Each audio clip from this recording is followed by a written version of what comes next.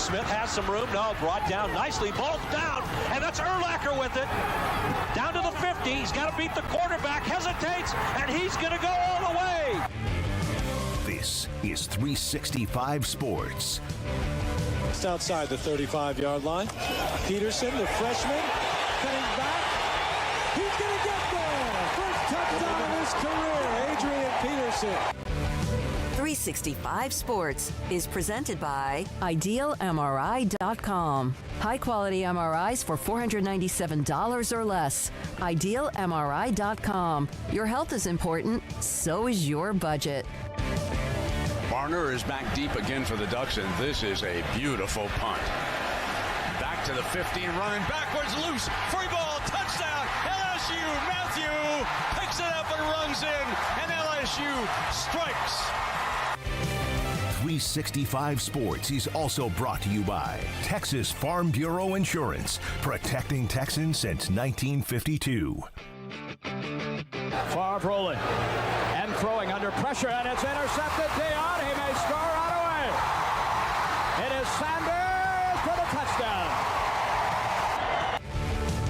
365 Sports is turbocharged by Unite Private Networks. Find out more at uniteprivatenetworks.com.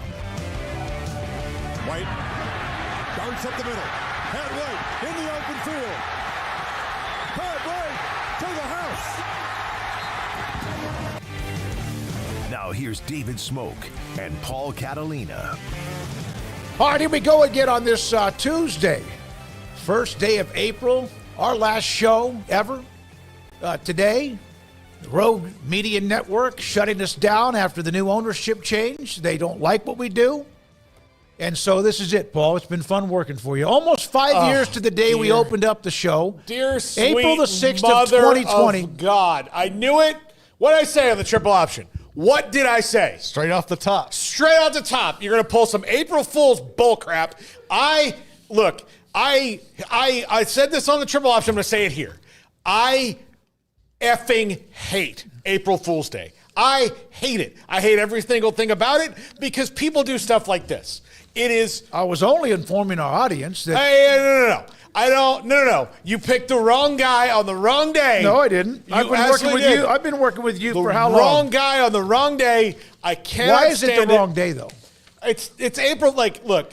Here's the day where people who aren't comedians think they're friggin' comedians, and it drives me nuts. There's not a day where you can pretend to be a doctor or an accountant or something and just get away with it. I don't think, I think you're giving yourself a lot of credit for the comedian part of it. I've been doing that longer than I've been doing this. And you can say that. That really angers me. It really angers me. No kidding. You're hot? Yeah. Who would have known? I do not care for this holiday. I do not care for whatever it is. That's the other thing. I don't care for this day. I think it's dumb. I think that all the social media stuff that they put, like Tiger saying he's going to play in the Masters. I mean, good. I'm glad you got your jollies, Tigger. Come on, buddy. It drives me nuts. Well, I knew it. I said it an hour ago. I said, you're going to walk in the door and immediately do an April Fool's joke. I didn't walk in immediately. The first thing I did is I went to go put my left contact in, and I'm sorry that I did that because that might have sent me into a spiral going into that bidet or whatever you want to call that thing. Yeah. All right. The bidet might help you after the fact, but it doesn't. The fan in the bathroom was off. It doesn't make any sense. Garrett Ross is running the mothership. Andrew Valade, is he here? Is jiu-jitsu here? Yeah, he's already in the corner. He's here. And then, of course, the Italian stallion. No, he's not. He is he's the stallion, Emery Winter, with us. Craig will be out one more day. He's had some dental work, and he just needs to kind of have time for everything to kind of calm down a little bit. But he's good. He's good. He'll be with us tomorrow. So happy April Fool's Day to everybody. I hope you're in a jolly mood like Mr. Catalina is. So this is real. Coastal Carolina, I believe we ended the show with a little bit of this. They're going to have all of their concession food is free during home games at Brooks Stadium. No, it's not April Fool's. Now, before we get to the next one, Garrett, their AD, Chance Miller, he's going to be on our show today at 5:10 to discuss the decision-making. One of the first things a lot of people were like, oh, my God, it's got a nice little video of it. However, one of the first questions that I saw in some of the responses was, how can you do this?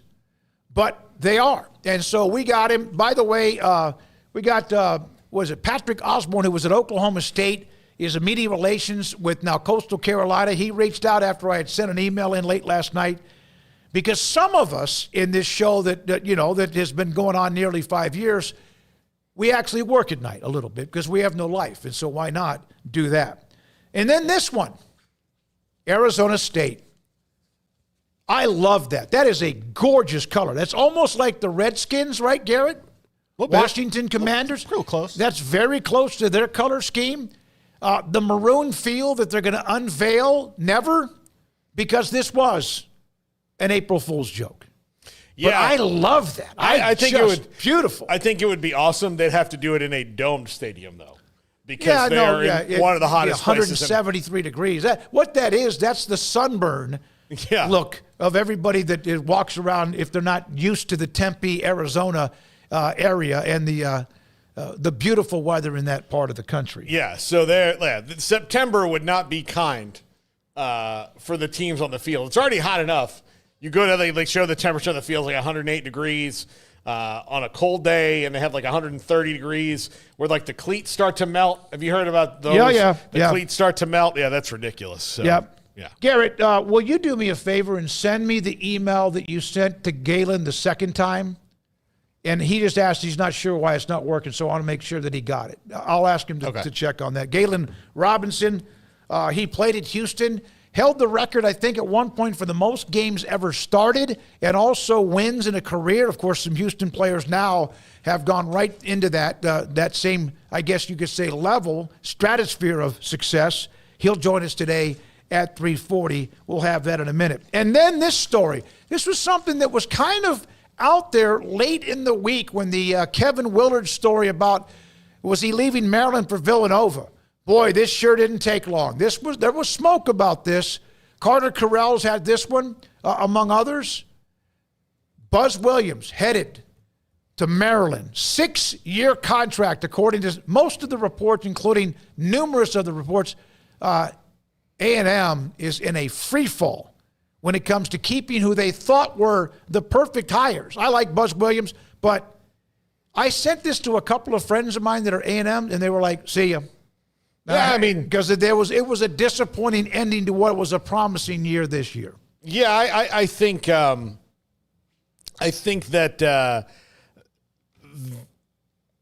I mean he got them better. That's certainly what he did. They improved under Buzz Williams. But if the Maryland job just pops open and he wants to run out the door, how deeply invested was he in staying at A&M in the first place?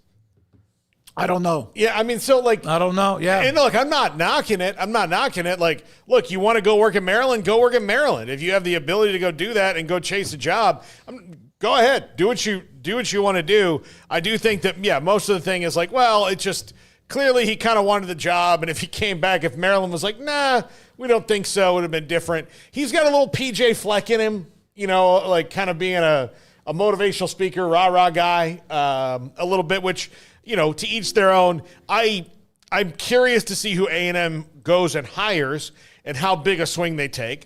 Do they try to get a mid-major guy to come in so he's jumping into a bigger job and there would be stability? Where are they looking? How much are they committed to the basketball program?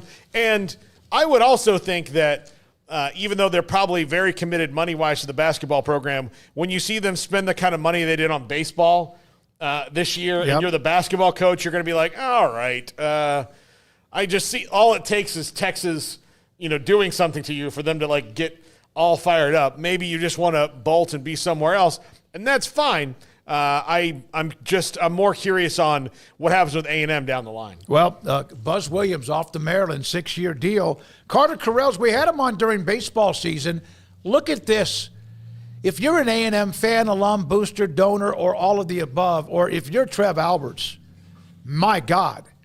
Since late November of 2023, A&M has now had to hire a new university system chancellor, a president, an athletics director. Ross Bjork went to Ohio State, a football coach because they fired Jimbo Fisher, a baseball coach because he went to your absolute hated rival in Texas in Schlossnagel, and now they'll have to replace Buzz Williams. And that is in a matter of about 15 months. Yeah, that's a lot.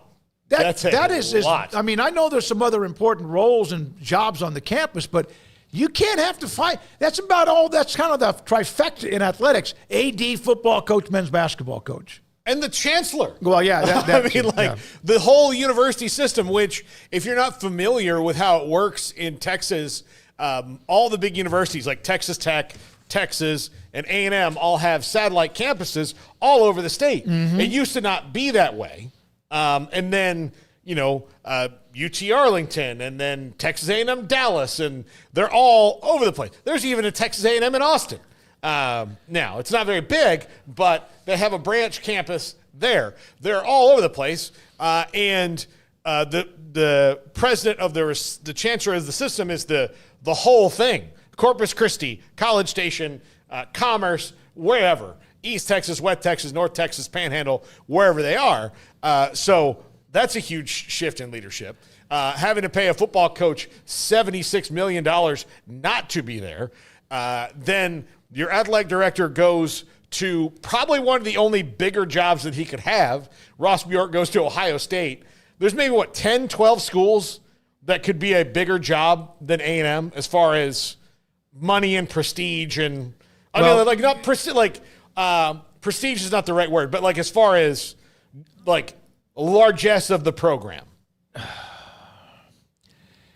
I got to say this, and I just wish they would stop worrying about and talking about how big they are and get freaking something done. Yeah, but they swung at big flies. Yeah, Jimbo did not work out. Mm-hmm.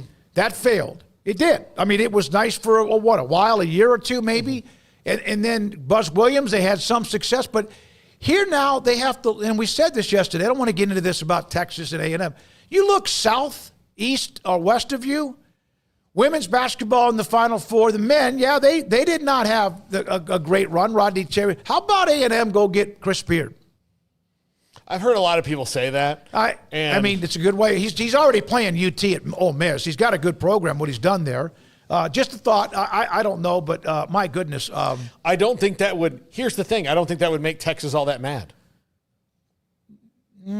Probably not. Because you know what they do now? They're usually pretty good about focusing on other people when they're not playing well or they're not doing well. They're pretty good about that, keeping up with everybody else's business. They're in a pretty good cruise control right now, man. Yeah. I mean, and look, they're about to have Sean Miller. That's I mean, I don't know who A&M's going to hire, but if you're going to try to top the Sean Miller hire, that's going to be tough, in my opinion, for the Aggies to do. They're also when you talk about football schools that, basketball, while they have a lot of their fans, A&M and Nebraska and Iowa State are all kind of similar in that their fans are pretty engaged for most every sport. They're engaged for basketball. They had a great crowd for that game they beat Auburn this year. Great crowd. And people go out and go to sporting events, but they're a football school that said, listen, if you could beat Texas 50 years in a row and basketball would never win a game, they'd be like, well, where do I sign and, how much of my blood do you need? That's just what they would do. And basketball coaches know that. I think, when you hear rumors about a guy like Bill Self or when Texas threw out that rumor, the Texas media threw out the rumor about Bill Self always being intrigued in Texas, okay, you're telling me at the end of his career, which Bill Self is pretty really much in the back end of his career, he's going to leave the basketball school for a school that likes basketball and doesn't love basketball? No. Yeah, because with Sean Miller coming in, Texas is going to have to ante up more because there's a concern about whether or not he got the new arena, which is of course shared. But the bottom line is that Sean Miller was at Xavier. There was a you can go and take him and it's a facilities upgrade, it's a money upgrade, it's all these things. Whereas you're not going to go get a guy who's been at Kansas for more than 2 decades and say hey, finish out at Texas. That's not what you're going to do because, again, unless there's something that had been brewing. Yeah, which there's not. Which is not. No, so, except the fact the fans are pissed off at him. Yeah, I mean, they're moderate. Like, they still don't want him to leave. They just want him to do it better than he has the last 2 years because they've been ridiculously spoiled. They haven't had to see how the other half lives all that much. But, yeah, so how do you go to a place that their entire athletic identity is wrapped up in football if you're a basketball coach? It's tough.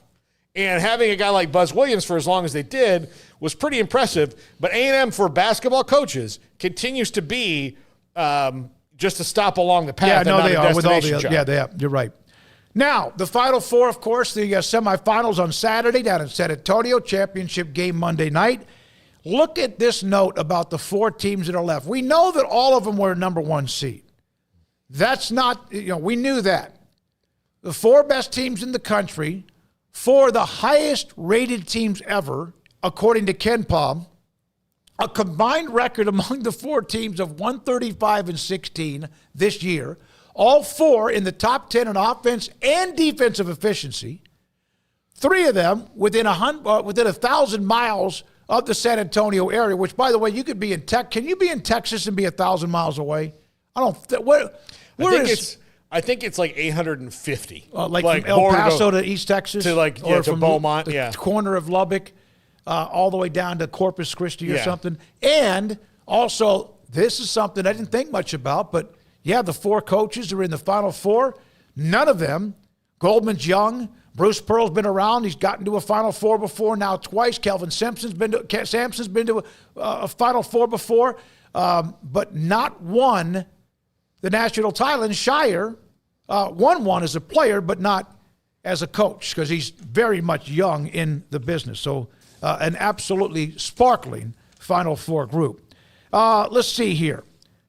Baylor picked up late yesterday evening. They had a transfer that they were able to get from Oregon State, Ritage, but they also picked up Obi Ogbim. He, by the way, I was able to talk to him a little bit this afternoon. We'll have that today sometime in the 4 o'clock hour. I was blown away by his personality. Not because I didn't expect it. He's now, I asked him, he's been to a lot of schools. He's one of these we talked about yesterday with that, what was the name of that player, Adams? Yeah. He's been around, and I asked him, how have you been able to juggle your academics and your progress to a degree or towards a degree? And he really, really had an interesting, it's been really hard, but he's also been around quite a bit. But he's also a veteran player, so he's played a little bit. I wonder, because basketball is a sport that I think about guys like Freddie Gillespie a lot, because Freddie Gillespie was just a basketball player. He wasn't any kind of super skilled basketball player, but as he got into, working hard and working on his game and being a grinder, he came into his own and became an elite basketball player, made it to the NBA.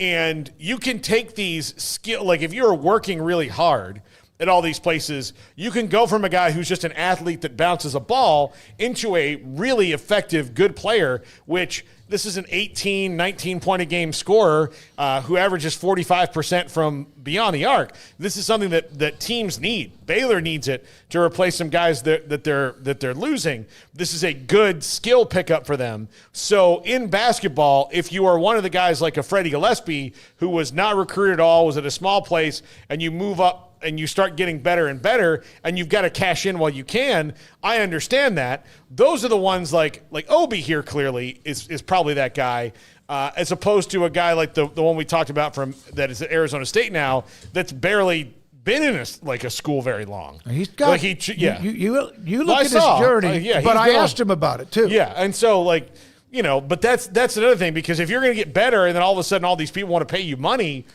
do you do that? Do you just say, well, no? It's a weird situation, and I think every case needs to be looked at in a case case basis, as opposed to lumping everybody in like, oh, just chasing money or just doing this. Like, everybody's probably got a little bit of a different story. Well, he was fun to talk to. I enjoyed it. We'll have that today in the 4 o'clock hour. Also, I mentioned again, Coastal Carolina AD Chance Miller on the free concession food starting this fall at Brooks Stadium, where they play their games. The Chanticleers play their games. He'll join us a little bit after 5 o'clock today. And then also on the show, former Houston guard Galen Robinson Jr. His father played at Houston. He'll join us in a little bit. Bill Armstrong, the new head coach at McNeese State, will join us today. He's the one that was at Link Academy before he joined Scott Drew's staff. And Link Academy happened to have a guy that's in the NBA right now. He's a one-and-done player, Jacoby Walter.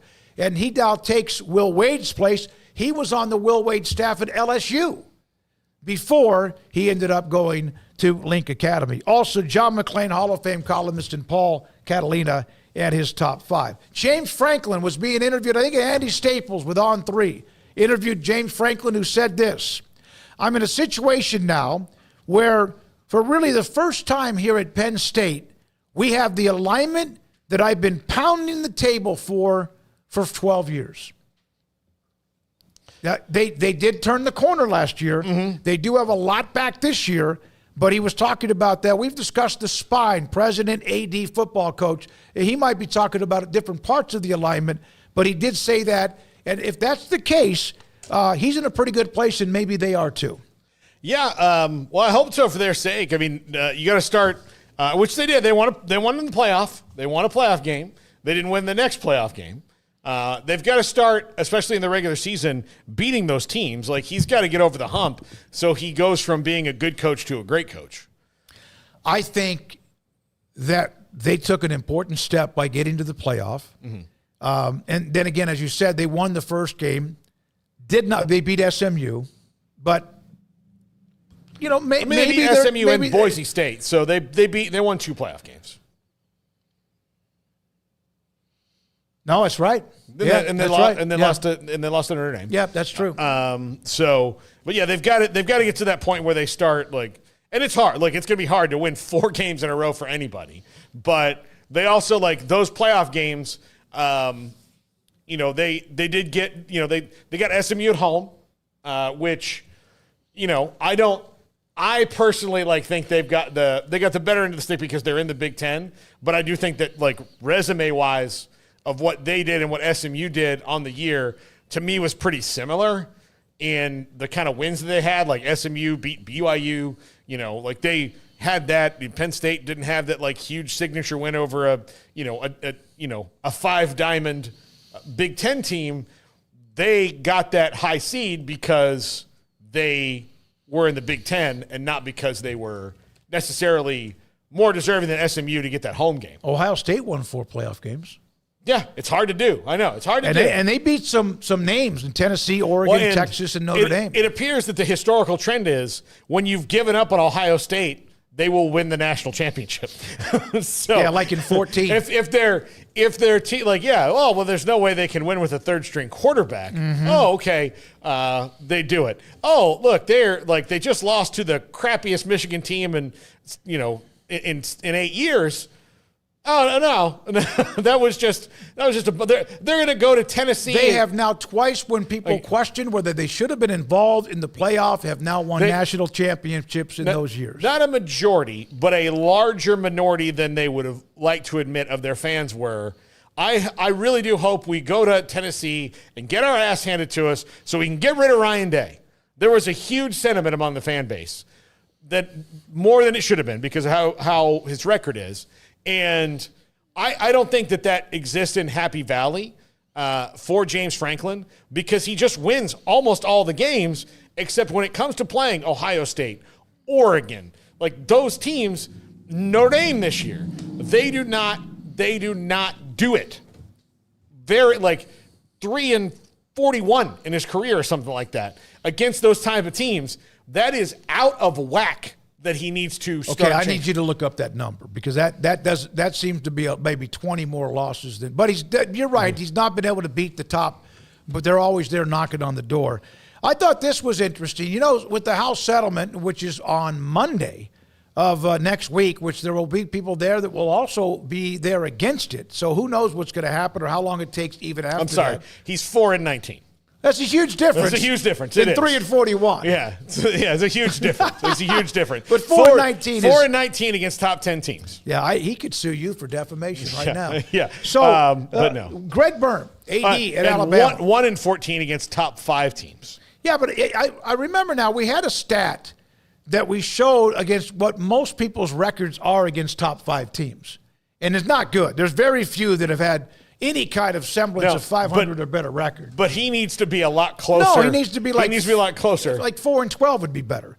Yeah. Greg Byrne telling the Will Kane Show that Alabama plans to add 40 scholarships with the House settlement, with the new revenue sharing across all of their sports, which is much less than Texas, Ohio State, and Georgia. His comment, people think we're flush. We just don't have that flexibility. Now, as you know, UT, when Chris Del Conte was talking about what they're going to add, Texas is going to add 200, nearly 200 new scholarships. Not all football, obviously, you have a cap there. To 19 different sports. Ohio State, 91 to 36 programs. God, that's a lot of programs. Georgia is going to add about 100 scholarships across 21 sports. Alabama is going to add about 40. So even Bama has to look at this and go, okay, how much can we do? And yet another way that UT, they're all in and they're in a nice roll. They are this thing about joining the SEC, which when it all occurred back in 21, you're like, man, that might be a little bit much for them to chew up. No, they're fine. In fact, they're flourishing now like they haven't in what was 15 years or so when they were really, really good. DeLoss Dodge, and it seemed like in every sport. Yeah, and they can get flush with cash. They've got a better opportunity than most. But also, a lot of this is, how did you spend your money before all this happened? What do you mean? I mean, athletic departments are normally in the red. No, yeah, right? there's only like maybe 3 or 4 programs that probably have some sort of they routinely make money. Mm-hmm. There will be years where they like an athletic department is in the black and they're like, "Hey guys, great job! This is the best year ever." No way it's going to happen for another decade, even if we're great at everything, because now we're going to spend some of this money to make sure our name gets out there more and all those things. So it's not, but it does. Doesn't mean that you don't, but you could have been spending a lot more than you were bringing in for different reasons at Alabama for a while. Not that it puts you in bankruptcy court, but when, a school like Texas is flush with cash, well, they've never really been in the red. So they are Ohio State's never really been in the red before, so it's different. Like Alabama, like when you talk about, I mean, they've had this near 20-year run with Saban where everything was going well, but the 20 years before that was not really, they weren't dominant. They weren't. No, well, they weren't dominant. No one's ever going to be as dominant. You would think Saban's years. I mean, like they had this brief period with Stallings, but he wasn't there very long, and then he retired. And then, but you're talking about football. But success. I'm talking about like football success and money. So like. But that like adds up over time. If you've never had a down year, like Texas and Ohio State, the programs he's talking about, if you never have a down year as far as we've never lost money, we've never had to rob Peter to pay Paul like Ohio State, yeah, you're going to have different things. There's different setups.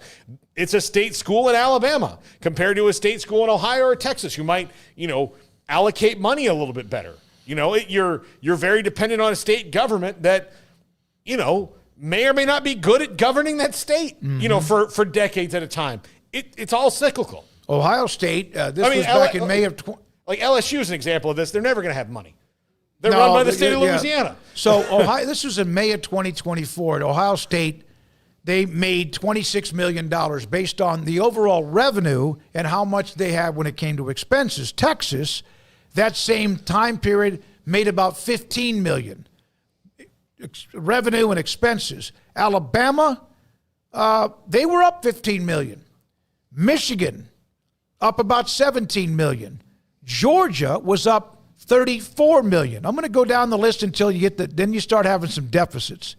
LSU, about $7 million in the plus.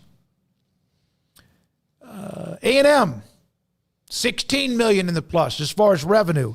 Florida, about $16 million. Now, that's more than I thought. But now with the new money and even now more coming, then you're going to probably, that list might go up even higher with more than just 6 or 8, but possibly even more. Wisconsin's a huge school. They made a couple of $1 million as far as revenue compared to expenses. All right, one more thing. Paul doesn't like April Fools, but I think it's great. It's a great day. It's like Halloween. Now, this is a video, Ross Tucker NFL podcast. He put this video out. I don't know where it really came from, but this is watch this video. This is rugby, and a guy's you'll see him in the picture come in from the right side of the screen as he's just kind of going about his business, and look what happens.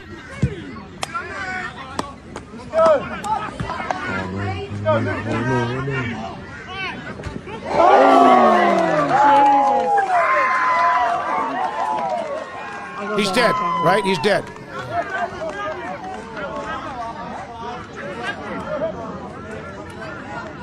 Crikey. He's really still dead, but he got up. It just like a snake. You can cut a snake's head off, but it keeps moving. My God. In the NFL, he would have been suspended for 6 games. 6 games. Mm-hmm. Those are some dudes. Those are some men right there. So plus that guy looked like he was twice as large. His shoulders, huge, man. And you know what? Give that guy credit. He got up and said, okay. I mean, he may be never able to think again because he lost all of his ability to think. His brain's gone, right? But that wanted to share that. That just seems to me, it's like, my God, that was amazing. Craig's not here.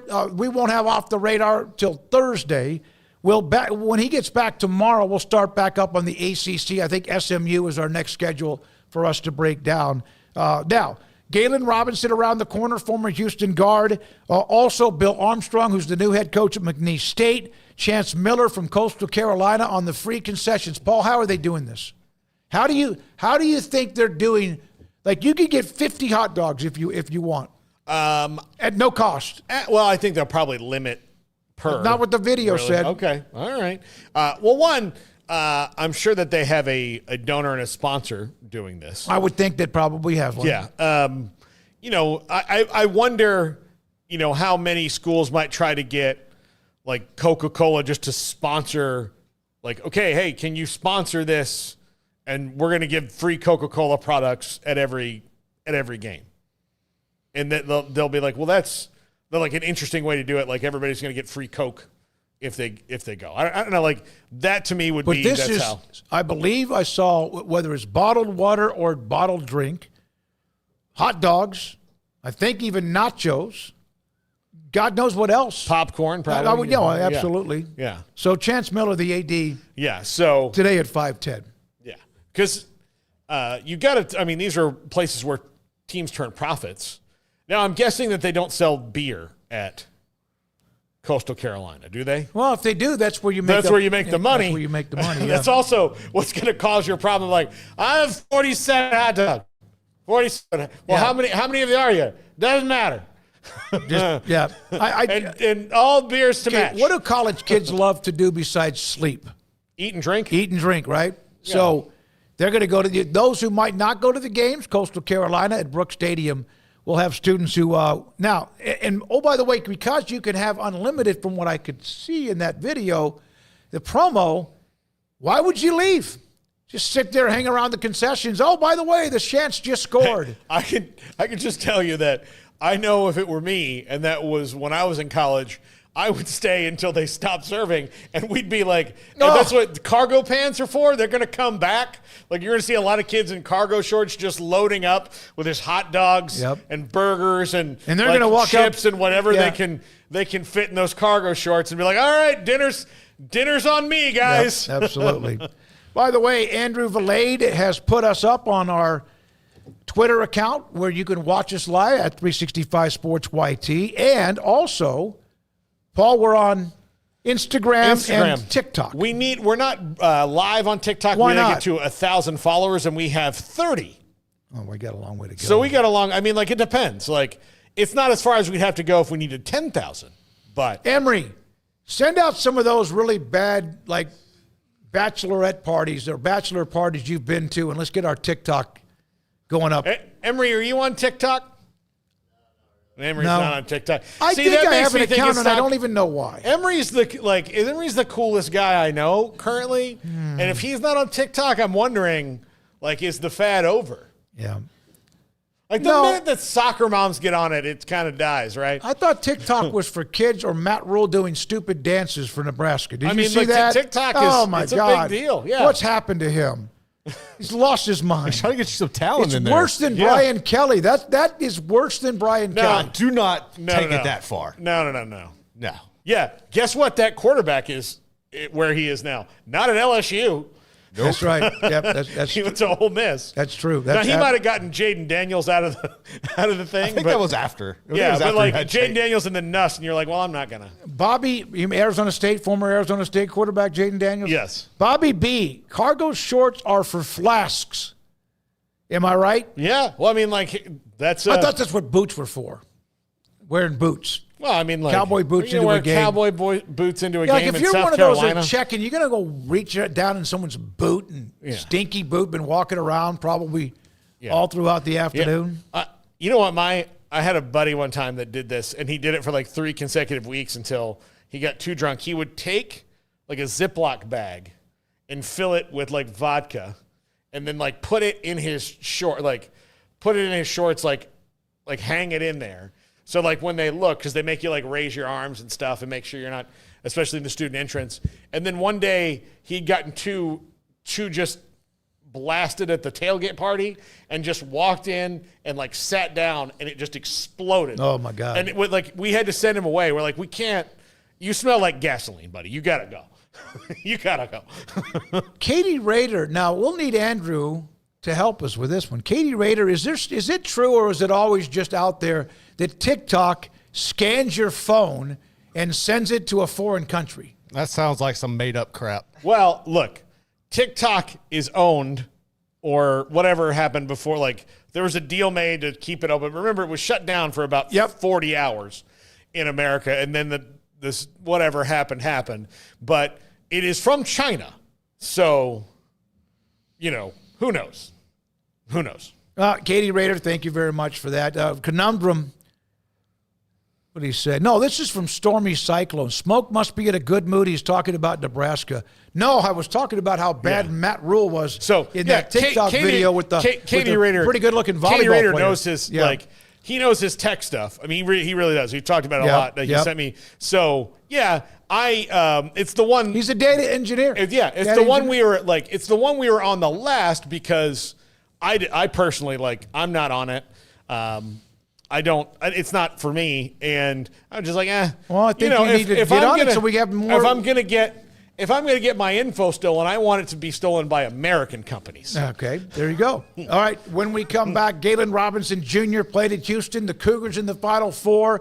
Obviously, it's Duke in that game. Auburn in Florida in part of the Final Four, the semifinals. It is what a weekend it's going to be in San Antonio. If you're going there, have a great time. But we have a lot to get to. That's next. Galen Robinson Jr., 365 Sports.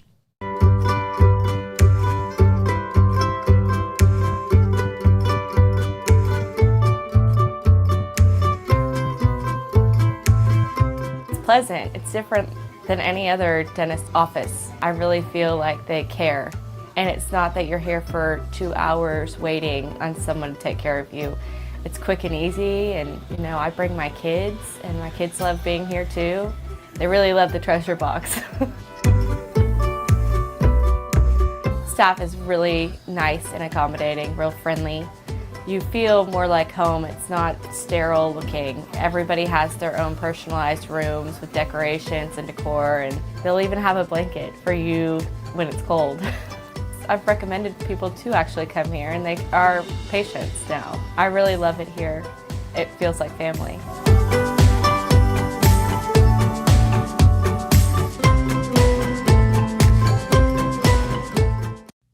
Developed by Startup Waco, a nonprofit organization, GXG is a program designed to support the entrepreneurial development of Baylor University student athletes through NIL activations. The program helps student athletes maximize their platforms and offers a comprehensive support system for them to create and grow new businesses that not only benefit themselves, but also uplift the local economy. Fans who wish to support student athletes can donate to GXG via the GXG NIL Fund, BaylorBears.com/GXG. Contributions to support NIL activations through GXG can be made at BaylorBears.com/GXG. For more information, follow at GXG_GreenXGold on social media and visit the official website www.gxg.startupwaco.com. GXG, empowering student athlete entrepreneurship and uplifting the local economy through NIL activations.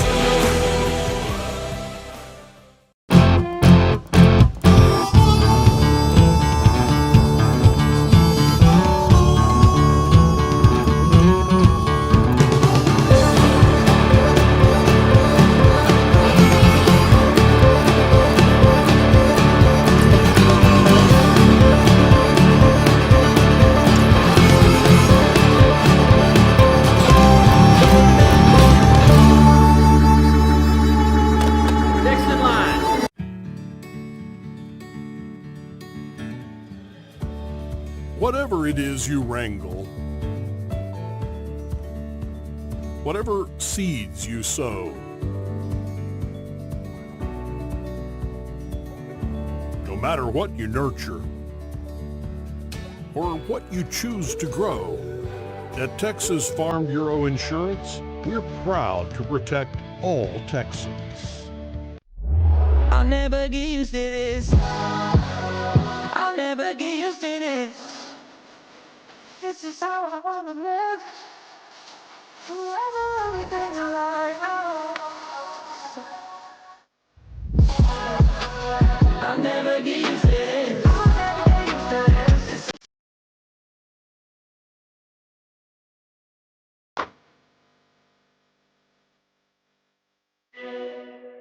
It's the Start Something New sales event at Allen Samuels in Waco. Drive home the 2025 Jeep Grand Cherokee Laredo for just $36,995. Plus, Ford owners get an extra $2,000 Conquest bonus cash. Don't wait. These deals won't last long.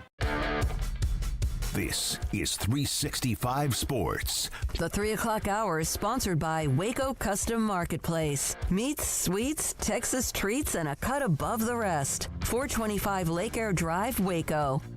Final Four this weekend. It's right in our backyard in San Antonio, Texas, the Alamo Dome. We've discussed the games. And, of course, Houston from the Big 12. What a dominant win against Tennessee. They've done that to a lot of people with very few games that did not go their way. Galen Robinson Jr., former Houston guard, joins us. There he is on 365 Sports. Galen, thank you very much. You're on with me, David Smoak, and also with Paul Catalina. How proud are you of your alma mater and what they've done yet again this year? Honestly, can you guys hear me well? Yes, sir. Yeah. We can. Honestly, words can't describe. I know the work that has to go into a winning program, let alone a final. Our guys, they don't skip any steps. They do everything the right way, and it has been a process. I remember that there was no one who showed up to our games in our home arena, and now they have the fact that no one showed up to our games, and now that people have us picked to win as a national title. It's crazy. Like, it's just there was just so many hard days, so many hard hours that just labor that just went into, winning. And it's just like, I'm glad that those guys are having the success that they deserve to have. What is day one playing for Kelvin Sampson like compared to day one of year two, day one of year three, where you've kind of got it? I would say that you have to be ready to work. Honestly, is this a freedom of speech podcast? Yes. Okay, so yeah. Day one, I had no idea what I was getting myself into. But I knew that Coach Sampson, his pedigree, his resume, my grandpa, like they all respected him. So I knew that was a guy that I wanted to play for, even based on whenever we used to have phone calls. I learned something. But day one of year one was a lot different than day one of year two. And Coach Sampson, he always has this saying, is like, he was like, son, you know what's the best thing about freshmen?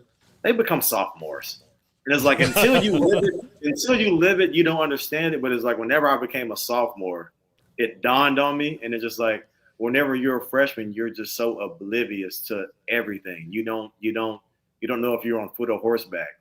But our staff, our coaching staff, they do a great job of just pushing you to be the best you that you can be. And they do a great job of putting you in a position to where you have to grow, getting you out of your comfort zone. And that's why our program is having the success that they're having right now. They play the way he coaches, right? The team, the defense, obviously they have some players that can light it up, but I love watching them play. And it's almost as if they're like slowly but surely smothering you, but hell no, they get to you right off the top, don't they? What's the mentality of the way they play defense and the kind of defense he wants you to play? It's basically not giving your opponent anything. It's funny because a lot of days, like especially in March, I go back and watch my teams play, and we were severely undersized. Like our starting center was he was 6'7", and it's like we were undersized bullying people. And I just feel like that's just the identity that Coach Sampson has taken on. Is just, you just want to be the tougher team, and you want to be able to impose your will, and you want to be able to go to certain extremes that you want your team to be able to go to extremes that someone else isn't willing to go to. And that's a lot of times that's what you have to go to win. So it's just that mentality of toughness. And it's just, I feel like that's kind of hindered me in my adult life, because I think that I've been Samsonized. Shit, I think I can fly. You know what I'm saying? Like it's just, man, it is, man, that they instill a belief in you yourself, and they opposite you that you don't think you can, overcome, but eventually you do. And when you do, you feel just on top of the world. And it's just like that belief that you have in yourself that, you can overcome anything. That's what they do a great job of. Again, Galen Robinson Jr., your father played at Houston too, put up good numbers. You played, what I saw this, 136 games in your career. You also won over 100 games as a player. So there's some guys on this team that have been there a long, long time, because there's those extra years and COVID and much more. Juwan Roberts has been around a long time, Arsenault and others. But man, you must have been a grinder and tough. How did you ever miss any games at all during your career? Maybe early on you didn't play, but no, I didn't. I played every game, didn't miss any. It's just one thing I will say is Coach Samp, he knew me because he recruited me out of high school, and he had a year to recruit me, and he had the year to evaluate me. It was some days he went to my mom's school to see my mom teach. He just knew me through and through. And it's just, he did a great job of, he always told me that, son, like, Galen, son, if I give you something, I can take it away. But if you earn it, I can never take it. And that's one thing that stuck out for me from my recruitment is he never promised me anything. It was just, if you're going to get something here at the University of Houston, you're going to earn it. And if you earn it, it's yours. I can't take it away. And he kept his word from whenever I signed to whenever I graduated. And, that's just the type of guy you want to play for. The coaching staff, you feel like they have your back. And because of that feeling, it makes you want to do whatever is needed to be done for them. It's such a close, I might be talking off the whims here, but it's such a close-knit organization, the Houston basketball family, man. I'm just so grateful to have been a part of it. And I'm glad that they're having, like I said, I'm glad they're having the success they're having right now. You can't play for them if you don't play defense, and there are probably a lot of players that come out of high school and AAU and club ball that don't like playing defense. They've never been asked to because in some of these teams like you can be on a super team, you don't really have to play defense. Everybody just goes and scores. What is that like to watch? And to develop into a defensive player, watching some guys that may not have been completely bought in on it until they walked in the door at Houston with Kelvin Sampson. Yes, if you're not willing to play defense, you can't play for Coach Sam. I know that I was a 4-year starter and being an incoming freshman, I had a guy who was ahead of me. His name was Ronnie Johnson, played and started at Purdue, talented guy. But the edge that I had on him was defense. I was longer, I was more active, more youthful, whatever the case may be. But defense was kind of my gateway to get on the court.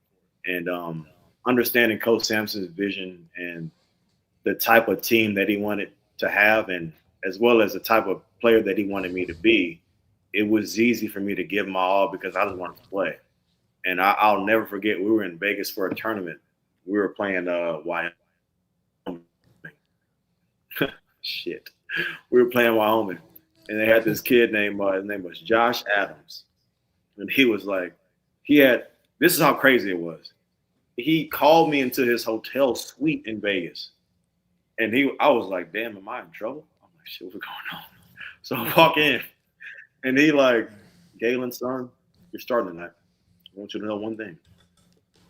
This kid, he averages 30, and he's going to give you 30. But it's okay because he gives everybody else 30. Just try your hardest and do your best. And I was just like, oh, shit, I got you, coach. And sure enough, he had about 31. But it's just like I gave my best effort. And the thing about it is the kid was a senior. I was a freshman. And the thing is he can tell that I made a concerted effort to do the very best that I could. And the kid had to make some tough shots. And, but that was what worked for Coach Sam. We got a guy, Big Jack 512, there's a chat room that goes, you know him? Yep. Yeah, he said that Galen Robinson, the godfather of 21st century U of H hoops. Shit. I feel undeserving, man. I feel like all I did was come in and do what I was accustomed to doing. But, it wasn't easy. And I'm glad that it can be, the work that I put in is recognized, because it was definitely tough. But, I just came in and did my job, and I'm glad that, people just associate me with winning, Well, when I reached out to a few people, because we've had guys who cover Houston on the show, and Reed Geddes, another former point guard, he'll be with us tomorrow. He was on with us last week. He was a part of that famous Phi Slamma Jamma team in '83. And but I was told, hey, you got to get Galen Robinson Jr. on the show for all he did for University of Houston basketball. And so we're glad that we do have you. So how much did what Kelvin Sampson taught you as a basketball player, the discipline, the toughness, the resiliency, the focus, has helped you in your clothing company that you have that is something that has what you also for suicide awareness prevention, which is awesome that you're doing that? It's just not only is Coach Sam, not only is he a great coach, but he's a sensational teacher.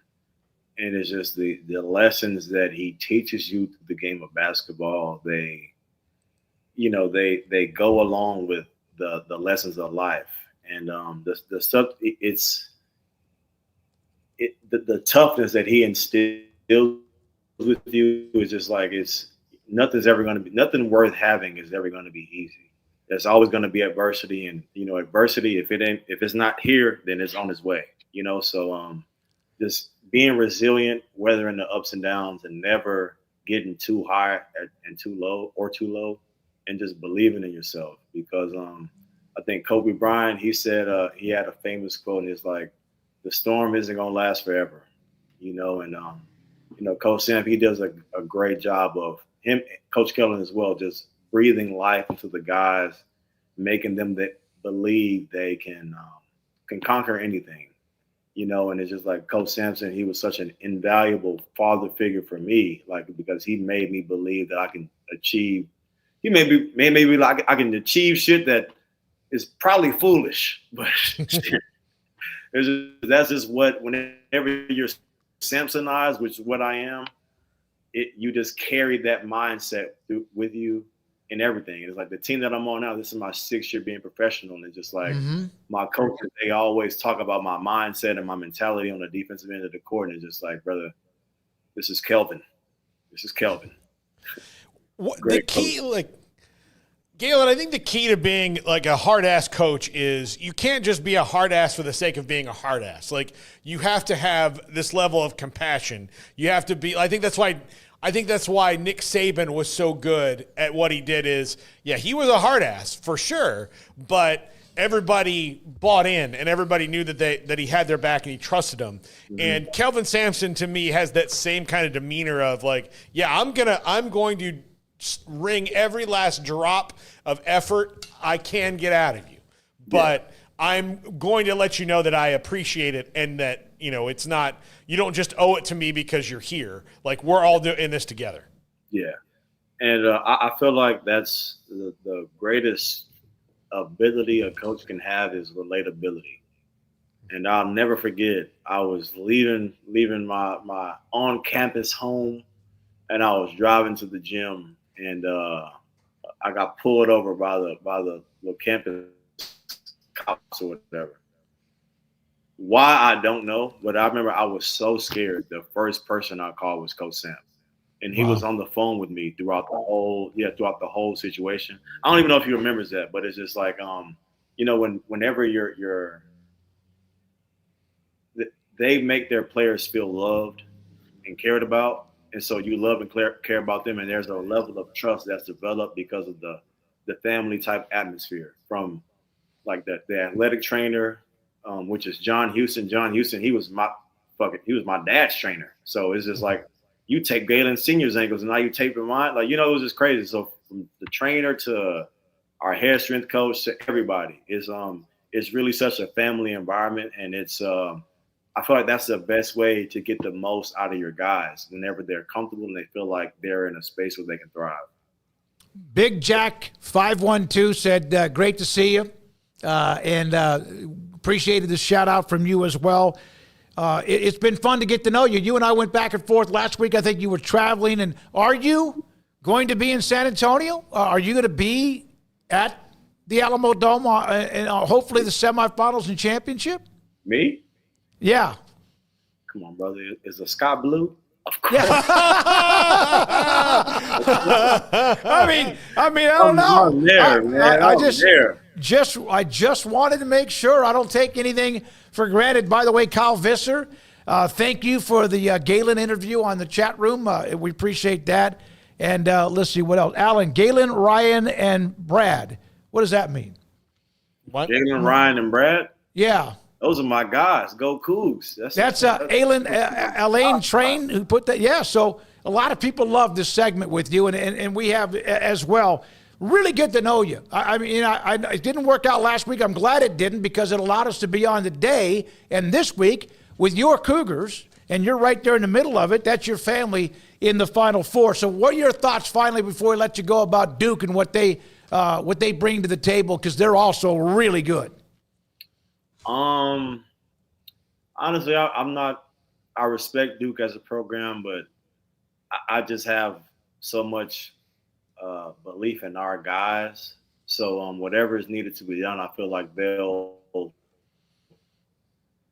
give themselves the best chance to win. But I just want to give a shout out to our program. It means a lot to me because I was there on those little tours when Coach Sampson was trying to go to frat houses and shit to get people to come to the games, you know, and it's just like, it kind of resonates with me a little different because all the blood, sweat, and tears that we poured in early on, and you fast forward and the success that they're having now, it makes me emotional to feel like that I was a valuable part of that, you know? So and to know that our coaching staff and everybody, Lauren, Aaron Samps, like they did everything the right. They did it in-house with their people. They didn't, go to any outsiders. So it just feels special to me to be a part of that. But I just think that we're willing to go to any extremes to win that game. And that's a level of desperation that I don't know if Duke has, because Duke ain't come from where we came from, So I just feel like our guys, they have a chip on their shoulder and they have something to prove. And who better to prove that to than, arguably the number one pick in the NBA draft this upcoming year. Galen, thank you. Appreciate your time. It's been fun. The guards that Houston has, they've played well. Cryer moved in, of course. He's been there a couple of years, and what Sharp brings to the table. And who's the guy that gets all the defensive? JoJo. Yes, exactly. Yeah, and I mean everybody. Jawan Roberts, smooth as silk, and Arsenault, and I could go on and on. There's a lot of guys that I'm leaving out. Wilson. So good luck. Enjoy the weekend in San Antonio, and thank you very much for your time. This guy won 3 state titles at Westbury Christian in Houston when he was also in high school. So he's a winner in every way. And good luck with your clothing company, and also with you playing in the G League. Is that right? Yep. Yes, sir. Yes, sir. Appreciate that. Hope one day you get that. I ain't gonna lie. I didn't enjoy my time on this shit. Can I get one more question? Oh, all right, sure. All right, let's see. Okay. My day job is over. So Okay. You played in Houston, which obviously Phi Slim and Jamma is a huge part of their history. Who were you more starstruck to first see when they came in? Was it Hakeem? Was it Clyde? Who was it that you got oh crap, this guy is in the building? My double-sided question. I mean, 2 answers. But my mom, she loves Hakeem Olajuwon, and as well as my grandpa too. But I'll never forget whenever I was a freshman in high school, and it was a guy, you guys might know his father. His name is LJ Rose. Yeah. And LJ had committed to Baylor, and it's it was all these news cameras, and I looked up to LJ. All these cameras, all these people, I think Clyde, Hakeem, somebody else, it was all these, prominent Houston basketball figures that came to his commitment. And I just remember being I want to have that. I want to have a commitment that isn't as important as his, and it's just whenever I got to Houston, being able to meet Hakeem, being able to meet Clyde, and I'll never get Clyde, whenever he saw me, he was like, well, shit, you're a lot shorter than I thought. It was meeting the Big E, and my grandpa also being able to meet the Big E on my senior night, which is somebody he, watched when he was coming. So it was just a fulfilling feeling, man. But yeah, that's nothing like Houston basketball for sure. LJ played at Baylor a year, and then with the Houston ended up at BYU by the end of his career. So Elvin Hayes, Hakeem Olajuwon, Clyde Drexler, Galen Robinson Jr., Otis Birdsong. I mean, there's some greatness in the University of Houston, and it's great to hear all of what you've had to say about the program, what it meant to you, being a part of it, Kelvin Sampson, and so much more. And the fact that I have to be honest with you, that I don't know if you really know, you were sure you wanted to be on with us, and now you want us to go longer with you. It was we had some travel stuff, and I had to pack, and it's just my birthday was yesterday. I just happy birthday. Yeah. So it's just it's been a lot of shit going on, man. So my phone has been ringing nonstop. nonstop. No, I get it. I get it. I'm glad we got it. This is not the last time you're coming on this show. Dale, I'll tell you right now. Yeah, you just locked yourself in. Y'all got some cooking. This is some good shit right here. Oh no, we are, and we got a bunch of Cougar fans in the chat room, along with all the other fan bases around the Big 12 and really around the country. But Galen, thank you, man. Enjoy the weekend. I know you will. Thanks for your time, and we will be back in touch. And it's great to have you. Thank you. Absolutely, I appreciate y'all, man. Go Cougs. Galen Robinson Jr., how about that? He played in 136 games and won 103 of them. So there's 103 and 33 right there is what his record was at the University of Houston. And that's pretty cool that Big Jack Allen, among others, were all very much, they know him. Retired stockbroker, awesome interview. Many thanks. He's a U of H letterman. And I think the Kyle Visser, too. So thank you very much. But a lot of you talked about his personality and so much more. In fact, Kim Coulter, personable guy. Stormy. Oh, by the way, Emery, we're going to use that if we can. Good luck beeping out. Are you going to be able to have the time to beep out a lot of that? Because he's great. Yeah, we'll see what we can do. Yeah, well, you know, is this one of those free speech? Yeah. You may have to. Is there like an AI filter? Yeah. Andrew probably knows. Oh my God, that was fun. That was so much fun. I appreciate that. I reached out to him. On. Yeah. He's like, no, I he's reached locked out to in. him late last week to get him on, and we ended up with Reed Geddes, and of course we always have some of the guys who cover Houston too. And he wasn't. It was pretty quickly denied. I said, well, what about Friday? Nope. And because he was traveling, and so it's great to get him on today, and appreciate it. But as Retired said, well, we know his favorite word is laugh out loud. And how about we have him on after the Houston Natty? I'm optimistic. That would be great. And Big Jack said, guys, I warned you. Galen Robinson Jr., his dad, also played quite a bit at the University of Houston I think it was in the mid-'90s. All right, when we come back, we got a couple of more things to get to.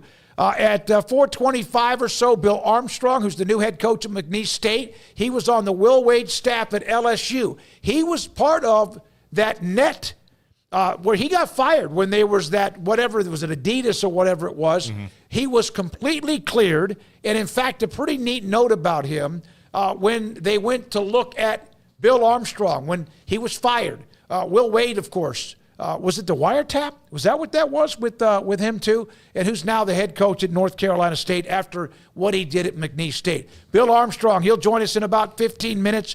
Also today, we'll hear from Obi Agbim. He's a Wyoming transfer who committed and signed to play at Baylor. The Coastal Carolina AD. I can't wait to get all the history or how they came about this concession stand promotion, and maybe other athletic departments around the country could learn from this. Chance Miller will join us too. John McClain, Paul's Top 5. Thank you for our time today with you, and we've just started. This is 365 Sports. Let Camille Johnson Realtors guide you seamlessly through the process of buying your dream home or selling your current one. Commercial, farm and ranch, or residential, Camille Johnson Realtors can smoothly and successfully lead you through any transaction. With a team of 28 experienced agents who are excited about serving you, Camille Johnson Realtors services the entire greater Waco area. If you're in the market to buy or sell, contact Camille Johnson Realtors, 104 Midway Center in Woodway, or find them online at www.camillejohnson.com. Camille Johnson Realtors, elegant, charming, warm. Welcome home. Pizza, burgers, and Bears football. There's no place around Waco that serves them all other than Bubba's 33. Come show your green and gold and enjoy some of Waco's best food and beverages while watching your favorite team, the Bears. When real Bears fans get hungry, Bubba's 33 is the #1 spot for ice-cold drinks, hand-stretched, stone-baked pizzas, and bacon-infused burgers. Join us for indoor or patio dining. Bubba's 33, Waco's restaurant and proud supporter of Baylor Bears football. Sick 'em, Bears.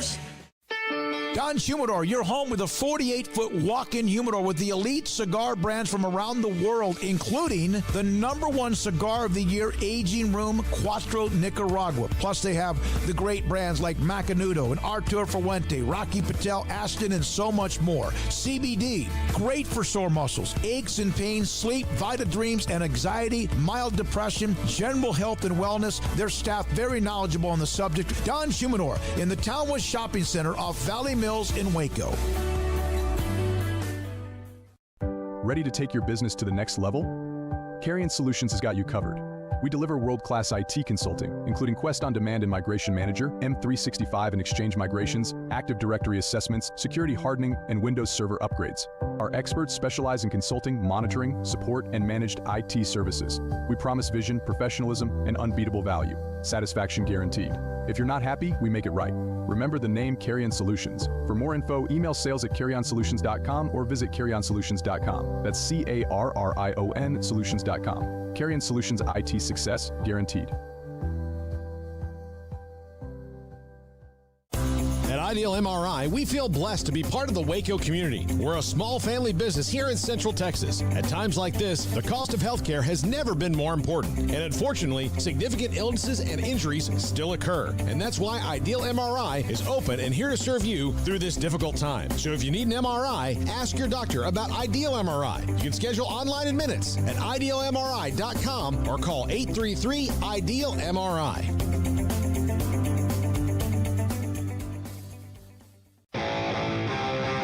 This is 365 Sports. Text us at 254-339-1122. The text line is sponsored by Riverbend Liquor and Wine, with the most extensive variety of craft beer in Waco. A hidden gem on Lakeshore Drive and 19th Street. You know, normally on Tuesdays and Thursdays, Craig has Off the Radar, which it can be some of what we discuss when it comes to college football and even men's basketball, but it's more towards a lot of other things. There are rules changes, ratings, television, etc., or just offbeat stories. The NFL had a bunch of rules that they were looking at. That what are they going to do with the tush push and other things as well? The tush push, which is what Philadelphia has made basically unstoppable, has been tabled by NFL owners to have even more discussion on that. I don't know. I don't know how they're going to prevent that, because when you're in a scrum, maybe they can't. That's another judgment call to me. So there's too many of them already. Here's what I think is going to happen. 16 teams voted for it, and then it was tabled.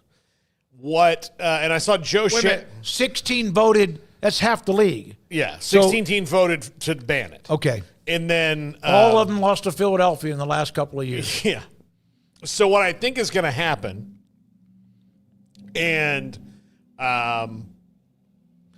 Joe Shad pointed this out, said you can't ban the tush push and then let them push guys into the end zone. Like if just a running back gets hit at the 5, and then you're going to have to ban that, because they gave away the farm when they allowed that back in, whatever, like 14 or something, or 08, whenever they changed that rule and allowed, the Bush push, as it was at Notre Dame and USC game, yep. But that's the most famous one I can think of. When they started allowing that, they gave away the farm on the tush push, because it's the same thing. So they're going to have to ban that all the way across the board, and then that would ban the tush push.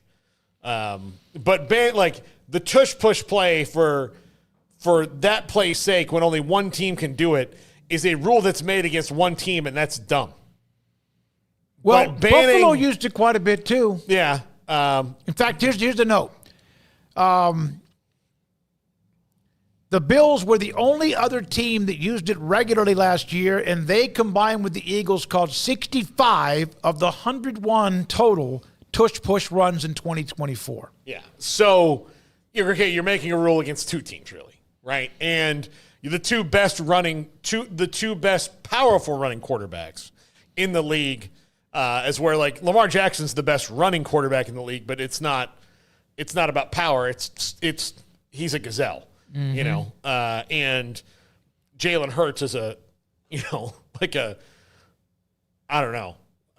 thoroughbred or something. It's different kinds of running, right? Power versus total speed. And I just think change that other rule so that it encompasses all of it. Because why should the tush push be illegal, but if you hand it off to the running back and he's close to the end zone and you catch up to him and shove him in? Yeah. I mean, that's the same thing in theory, Yeah, I don't know how. And you get more yards. The tush push goes. And it's also a judgment call. It also goes a yard. Yeah. So you're banning a play that you can't stop because it gets a yard, but you could push somebody, to a 10 or 12 yard gain if they're in more of the open field, right? So that's what I think you need to deal with it holistically and not just one little section of that. They're messing with the kickoff again. If you kick it into the end zone, remember they had that buffer area. They stole that from who? Was it the XFL or the somebody? UFL? Okay. Yeah. So owners approved moving the touchback spot from the 30 to the 35-yard line now. So instead of starting at the 30, remember it used to be like the 20, 25, now 30, 35-yard line. Changes to the onside kick rules were tabled for more discussion in the meeting in May as well. But if they move it to the 35 on touchbacks, you can kick it into that zone and you got to return it. But if you start at the 35, now if you're a team that's kicking off, you got to wonder whether or not you want to just drill it through the back of the end zone, and once a year maybe you give up a kick return. Yeah. A long one. They're trying to incentivize the kick returns. Wait a minute. Isn't that against what they – But now they don't have to – they changed it in the first place? Well, now – but the problem was it was guys running 50 yards at each other. Yeah. And now it's not that because they're just right apart. Well, if two rams can be on the side of a mountain and slam their heads against each other, there's nothing wrong with doing that in the NFL. I don't know what the lifespan of a ram is. I'm guessing it's not that long. No, it can't. Well, I mean, that's kind of why they have. They have horns, like natural horns. They are built up over millions of years of evolution. Imagine if they did CTE on them. Yeah. All right, NFL projects that the kickoff return rate will rise between 60 and 70%, with touchbacks being moved to the 35-yard line. So it'll rise a little bit in how many of them are returned. I don't like rules when there was another one. The Lions, who of course were one of the most heavily penalized teams in the NFL, I do agree with this. I think it's stupid. I know that at times this particular call, you might be shoving a player out of his route. The 5-yard illegal contact, you can't have illegal contact by the defense against an offensive player that it's 5 yards and an automatic first down. How long have I been railing about this? That rule. 5 yards. Give them 5 yards. Go back. It's 3rd and 12. At 3rd and 22, an illegal contact is a first down. Yes, how many times really are you keeping a team from hitting a bomb or a 40-yarder? Stop. The 5 yards and a first down on illegal contact, which usually happens within about the 10 yards of the line of scrimmage anyway, is just another way that the offense gets all the rules their way. I hate that rule. I can't stand it. And that's probably the one more than anything else that I don't like is illegal contact in the NFL as an automatic first down. Yeah, because it's the assumption that they were going to complete that pass for a first down, which is why, that's why pass interference is an automatic first down, because when you interfere, it's also 15 yards, so that's why it's an automatic first down, especially when, you get one on a 3rd and 20, it's even dumber for you to do that because they needed to get 20 yards and not 15. So that's why that penalty makes sense. I agree with you that just give them the 5 yards or give them 10. Whatever you do. But do not give them an 5 yards and automatic automatic first down. Move it to a 10-yard penalty so that, it's akin to pass interference, but it's not total pass interference. But, yeah, I would just say give them the yards. Don't give them the automatic first down. Garrett, how many offensive penalties, how many offensive penalties, how many defensive penalties lead to an automatic first down? Oh. Well, none. No more than one. Pass interference. Yeah, one or two. Illegal contact. Face mask. Yeah, I guess that's about it. Roughing the quarterback. There's a lot. There's only a few loss of down penalties. Yes, loss of down is illegal. Is when you have intentional grounding. That's the most severe. Or the loss of yardage and the down. Illegal forward pass. Yeah, that's a loss of down. Okay. But what do you lose? It was already an illegal forward pass means it's usually past the line of scrimmage, but almost all of the penalties, and I'm sure I'm skipping over a couple of them, seem like the defense. Offsides is 5 yards, just like it is for the offense. But a lot of the penalties, the defensive penalties, seem to be automatic first downs, which, again, they want scoring, they want points, et cetera. And it opens the game up. And then you know what defensive coaches, they grind, and they find a way. to figure it out. If a game's too far wide open, they'll figure out a scheme to slow it down. All right, when we come back, he was named the new head coach at McNeese State. Bill Armstrong, he was at LSU with Will Wade. He was on the staff at Baylor for 9 months after he was at Link Academy, where he coached Jacoby Walter, who's having a nice run with, I think, Toronto in the NBA. Bill Armstrong, on taking over McNeese State and the Cowboys in the Southland Conference, one of the hot names in college basketball as far as their program. He's next. This is 365 Sports. Don Humidor and Coffee Beans in the Townwest Shopping Center off Valley Mills in Richland Drive in Waco. Joshua and Cheyenne are the ones who run the store. 48-foot walk-in humidor. Vita Dreams, a gummy you can take at night. You kind of learn about how many you want, 1 or 1.5, or maybe you need 2 or 3. One of the things that I love about it is that, for example, if I take a couple of the gummies, this is a CBD product. If I take a couple of gummies and then I end up having to stay up an extra hour or so because I just get locked into work or watching something, it doesn't make me groggy. It doesn't make me sleepy. It doesn't make me feel like I'm into something I don't need to be into. It doesn't. And then I go down, get in bed, I'm out. That's the part I like about it. It's not like you feel like something's overwhelming you. For whatever reason, it relaxes your mind, and the next thing you know, you're asleep. And it's, I swear by them, Vita Dreams. It's a gummy, CBD gummy. And of course, don't forget when you go into the 48-foot walk-in humidor, Rocky Patel, Arturo Fuente, Romeo and Julieta, Ashton Macanudo, and so much more. Great people. Also fresh ground coffee beans. Don Humidor and Coffee Beans in the Townwest Shopping Center off Valley Mills and Richland Drive in Waco.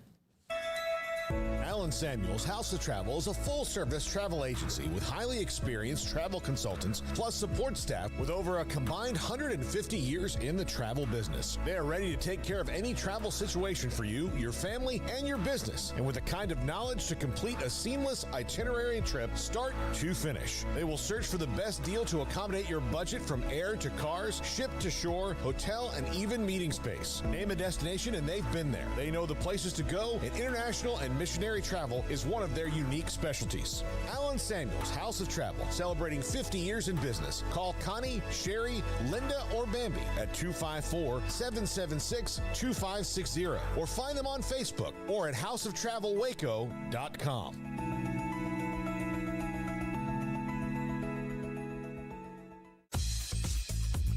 Baylor Scott & White Southwest Sports Medicine and Orthopedics, the team physicians for Baylor Athletics, diagnosing and treating all sports-related injuries, including concussions. These specialists also provide orthopedic services for athletes and non-athletes alike, whether it's knee or shoulder pain, a wrist injury, orthopedic spine care, and even an arthritis and total joint clinic. Trust the doctors Baylor Athletics trust. Baylor Scott & White Southwest Sports Medicine and Orthopedics wants to get you back in the game. With so many companies and policies out there, it gets so confusing shopping for insurance, and I never know if I'm getting the policy that's right for me. Luckily, I met the team at the Niche Group Insurance Agency. With the Niche Group, you can go to one company and get access to coverage options from many insurance carriers, and you get to speak to a real person about your specific coverage needs. With the Niche Group, I know I'm getting the right coverage at the right price. If you need insurance, talk to the experts at the Niche Group at 1-800-258-8302. Established in 2007 and independently owned, Alliance Bank Central Texas is committed to helping families and businesses meet their financial goals. From their tellers to their board of directors, they know the importance of superior service and competitive products. Customers have confidence knowing that their financial needs are in good hands. It's your bank, Alliance Bank Central Texas, with 2 Waco locations, 4721 Bosque Boulevard and 191 Archway Drive on Highway 84, and at alliancebanktexas.com. Member FDIC and equal housing lender. Want to send a message to the show? Jump in the Rudy's Country Store and Barbecue chat room.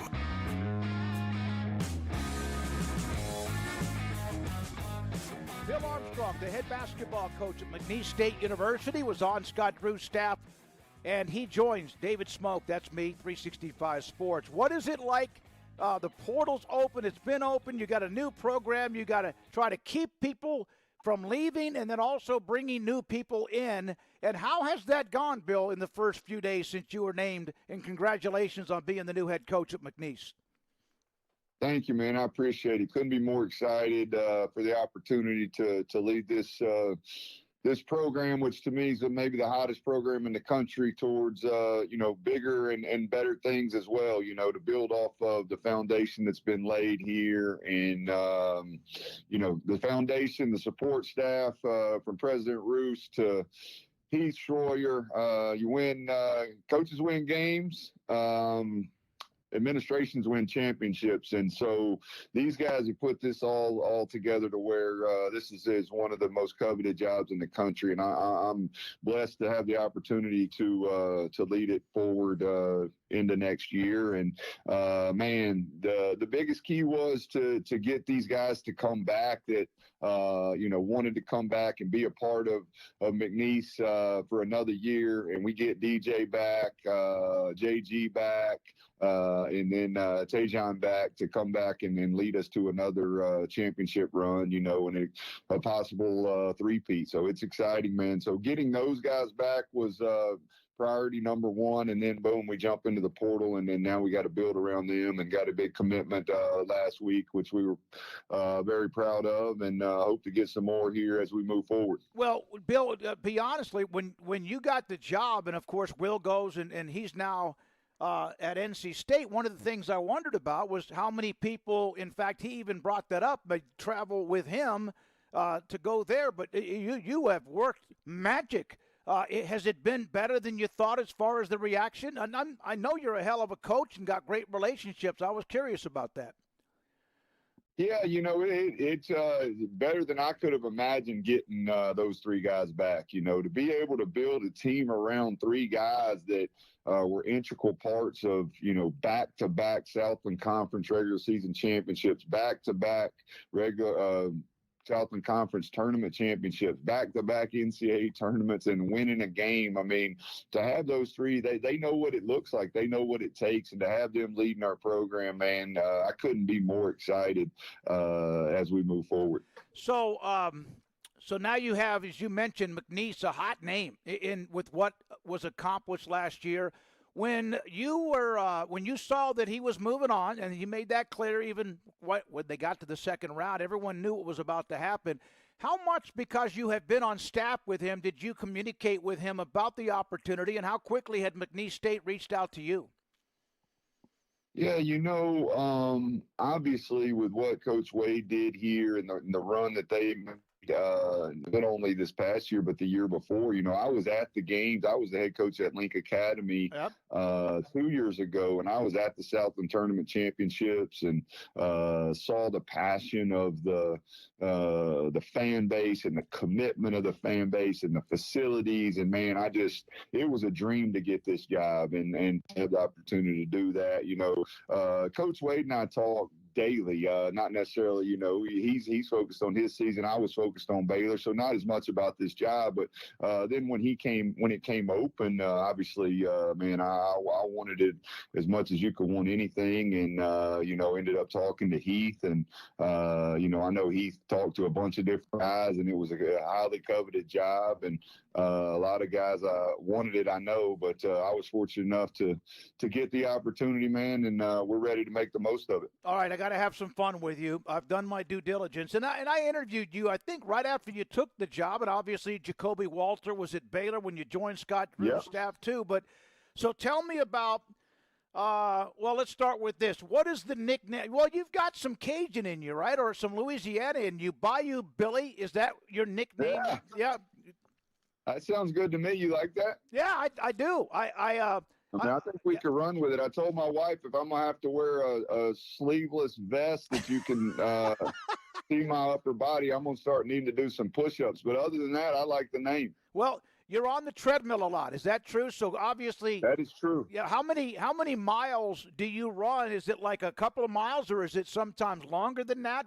Give me an idea about your workout routine. Yeah, usually I try to go for about 4, but I usually do 4 or 5 times a week. My goal is 20. I got to get 20 a week, or I feel like I've didn't pass for the week. That's a failed week if I don't get to 20. I try to get to more if I can, but 20 is the goal. That's what I usually get.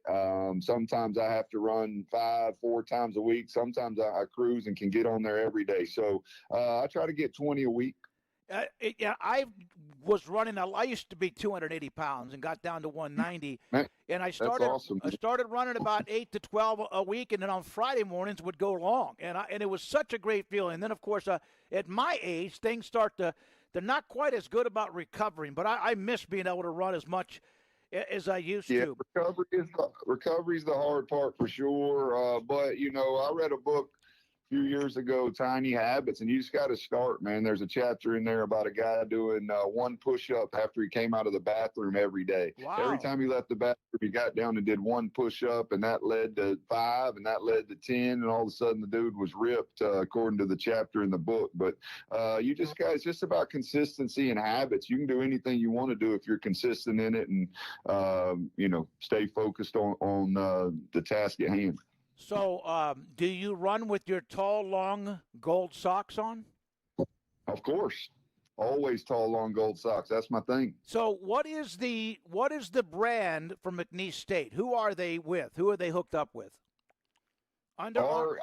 You're talking about Under Armour. Yes. Well, some of the coaches at Baylor are wondering if you're going to be able to get some tall gold Under Armour logo socks rather than Nike now.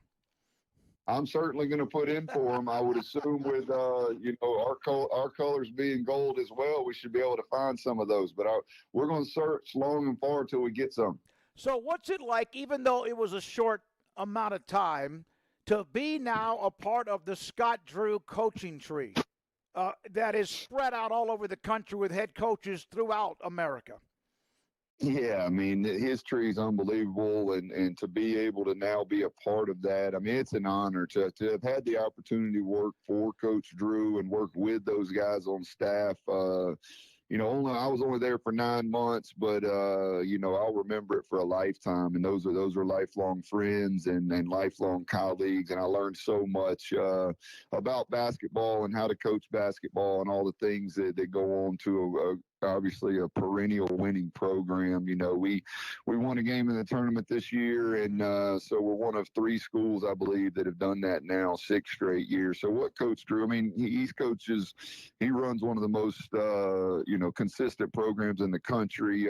Won a national championship in the last 5 years. I mean, to be able to learn from him, I learned things that I'll carry with me for the rest of my life. And most importantly is they're just unbelievable men, and they taught me how to be a better man, how to be a better husband, how to be a better father. And I'll never forget my 9 months there at Baylor, I am honored to be on Scott Drew's coaching tree. I mean, what the guys he's got out there, man, I got a lot to live up to there, and I got a lot to live up to here with Coach Wade and the success he's done. So just trying to get to work and make everybody proud. I tell you what, they've already had a pretty good week with their portal additions too. So I looked at your bio, and I did that even back when you came in from Link Academy to Waco, but I always love it when I see a coach who's been at different levels. I just absolutely cherish that. I covered JUCO ball in Region 14 in Texas, and as you know, is really good. You were at Chipola. Very good. And for a couple of years. The way you've been around, and yet you have learned from so many different people, how has that molded you to be your own guy? I think it's just prepared me to be, sitting in the seat that I am now. I started out, my dad's a high school basketball coach. Played for him, then went on to play for Murray Bartow. Was there for 5 years and fortunate enough to be a GA there. So I've been a GA at a high Division I level. Then from there to junior college. So I've been at the junior college level, and all the connections I made there with Coach Cross, or I still have bonds there that I talk to daily. So they have those connections. Then I go back to Birmingham Southern and work for a legend in Dwayne Rebo, who won 2 NAIA national championships before going Division I, which we were the 3 years I was there. And, then get the call to come work for Andy Kennedy, who was an assistant on staff when I played at UAB, and just with him for 11 years. And we become the, he's the all-time winningest coach in the history of Ole Miss basketball, and probably will be forever and ever. And then get the opportunity to go with, one of the hottest young coaches in the country, Will Wade, and learned so much from him. And then from there, used all those experiences to go to Link Academy, which is a national high school level. And, fortunate to have great players and a great staff and great support system there. And we got to, the opportunity to win a national championship there. And then get to go with Coach Drew, who's a first ballot Hall of Famer and won a national championship, at 50 years old, and probably win a couple more. I've been very blessed in my path and the people that I've gotten to learn from. And like I said, I hope I can use all that to continue the championship ways here at McNeese and make everybody proud. I had this from Coach Nunes. He said that whenever Bill is mad or frustrated, he gets in his famous stance, arms crossed, shoulders shrugged, and legs spread. Can you? I can verify that. That is a true statement. I think all our players know. I think, I don't know when I started doing that, but that, when they're doing impersonations I remember the guys at LSU doing the impersonations of me, and that was usually what they went to, the arms under in my armpits crossed and the stance. And that's I frustrated, probably a little bit angry at times. Sometimes I think that helps me focus. So I think it's all the emotions. What's the soccer tire story about? So being at Link, we were gold as well, and we had a bunch of gold socks delivered to wear, and the guys didn't really want to wear them, and I just had them in my office, and I could be forgetful at times, so every day when I'd go run, if I didn't have a pair of socks, or if I, got done running in my socks I had on, I needed a pair of socks, and I would just put them on. I think I probably ended up wearing about every pair of socks in that box. Oh. And I just have them at the house. And then I started wearing, obviously you go to Baylor and it's the same color. So I would wear them out to practice. And then Pastor Brewer said, man, that's your thing. You need to wear that every day. And I gave him my word that I would. And I wore them every day since. And then come to McNeese and we got the same gold. So I got some on right now. What was it like to coach Jacoby Walter in high school? You saw him at Baylor, and now, of course, what he's doing in the NBA. Oh, quite frankly, just a blessing, man. What a great kid Jacoby is, first and foremost. Obviously, he's a great player. He goes to Baylor and has the success he did freshman year in the Big 12, and then goes on to be the 17th pick in the draft. And man, he invited me to the draft, and being able to be a part of that, it was a bucket list and just something I'll never ever forget. Man, what a great moment for him and his family. And they got great. He's got a great family, and to be able to be a part of that, man, like I said, it's just a blessing. It's just funny how such a small world of coaching and basketball. And so Eddie Walter played for Dwayne Rebold, who gave me my first Division I assistant spot. So, Coach Rebold had told me about Jacoby a long time ago. And then, ironically, I wasn't really the one that got him committed to Link. Rodney Perry and Jake White was an assistant there. And then Jake White stayed on with me for the national championship run. And then now he's an assistant at Sam Houston State. But they were the ones who had Jacoby committed, and man, what a great season he had for us, and then led him and his teammates to a national championship, then goes to Baylor and has a great year. And now I think he just hit another game winner. He's hit a couple game winners this year for Toronto. So, man, that kid has earned every single thing that he's ever gotten. He's one of the hardest working kids I've ever coached, one of the best kids I've ever coached, and he deserves everything he gets. A couple more questions. Bill Armstrong, the head coach of McNeese State, was on the Baylor staff last year. The Final Four, Auburn, Florida, Duke, and Houston. You've seen Duke up close. You've seen Houston up close. Obviously, I'm sure you've watched Auburn and Florida quite a bit, too. This is an amazing Final Four. This is like all number one seeds. Hasn't happened since 2008. Rarely ever happens. I was going to ask. I thought that was one of the first times it had ever happened. I didn't know if it had or not. But, it's going to be fun. But go ahead. I'm sorry to cut you off. But you just saw Duke. Obviously, they're on a roll. But you've played Houston. You've seen what Kelvin's done. Your thoughts about those two, but especially what Kelvin Sampson's done at Houston since he's in the Big 12. Yeah, I mean, you couldn't have any more respect or admiration for Coach Sampson. I've known him since I was a kid in this business. He was friends with my college coach, Murray Bartow. I remember the first time I ever met him and just sitting down and listening to him talk and just soaking things in.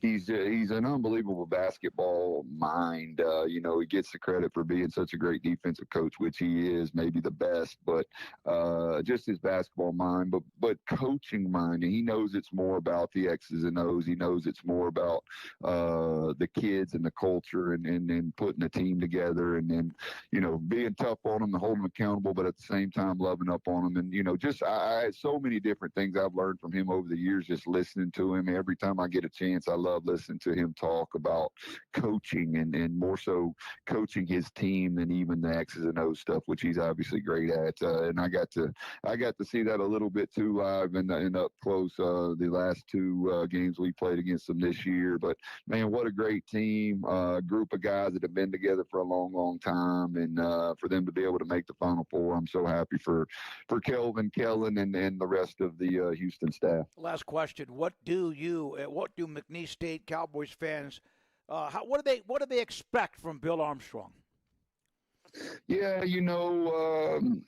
we have a motto we say we're going to attack the paint and protect the paint. So offensively, we're going to play downhill. We're going to play fast. We're going to get that ball in the paint and then spray it back out for a bunch of threes and layups. We're going to play a lot of analytic-based offense, very similar to what Coach Wade's played here, maybe a little bit faster. But, it's going to be a fun style of offense. Robbie Coker, to me, is an offensive guru, and that's what he really does. That's what his teams did in high school that he coached, and brought him in to help me with that and get the guys to really play fast with great spacing. He studied a lot of stuff from Alabama, Nate Oates, and we want to play very similar to that offensively. Then defensively, we're not going to change much. Coach Wade's dominated this league defensively the last 2 years, and it's going to be very similar, just in your face, switching defense, protecting the paint, being in the gaps, making teams shoot. We call them non-paint touch threes and contested non-paint touch threes. And we're going to press. We'll probably press a little bit more. You've seen some of it, but we're going to amp that up a little bit and do different things from trapping and stuff like that to increase the tempo, man. The more shots you get on goal, the better chance you have of putting up more points, because that's in the end, the name of the game is scoring the most points. But we're going to be a defensive-minded team, and they'll be held accountable for playing defense and just giving a lot of freedom offensively. My offensive philosophy has always been get the best players, hold them accountable, and teach them to play defense, and then offensively just put them in position to be successful and give them confidence to be successful and let them play. Obviously there's a lot of teaching that goes along with that, but I want them to play free and loose offensively, and then just enjoy that part, because they're not going to enjoy us each and every day in practice defensively. So got to let them have a little fun on offense. The Southland Conference champions, and of course won a game in the tournament.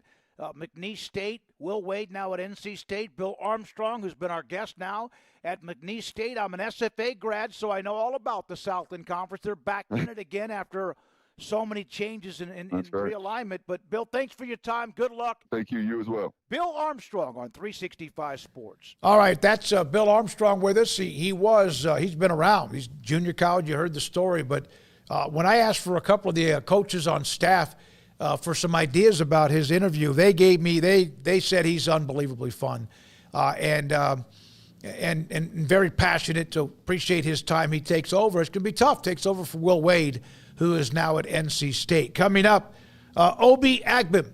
He has been around. He has been at a lot of programs at the junior college level, the Division II program at Wyoming. He's also been at Wyoming. He signed to play for Scott Drew at Baylor. In fact, this upcoming season, he reached out to me. I'd sent him a text sometime yesterday. A tremendous personality. We'll have him. He's next. We appreciate your time, and this is 365 Sports. And Marco's Pizza. Pizza lovers get it. Marco's Pizza, marcos.com, online. 5 locations in the Waco area, in Belmead, China Spring, Woodway, Hewitt, and also in Robinson. Bob Mock is the owner, who has grown up in his professional business life in pizza. Probably delivered when he was younger. ran stores when he was younger. I did that when I was younger. I delivered pizzas for Domino's.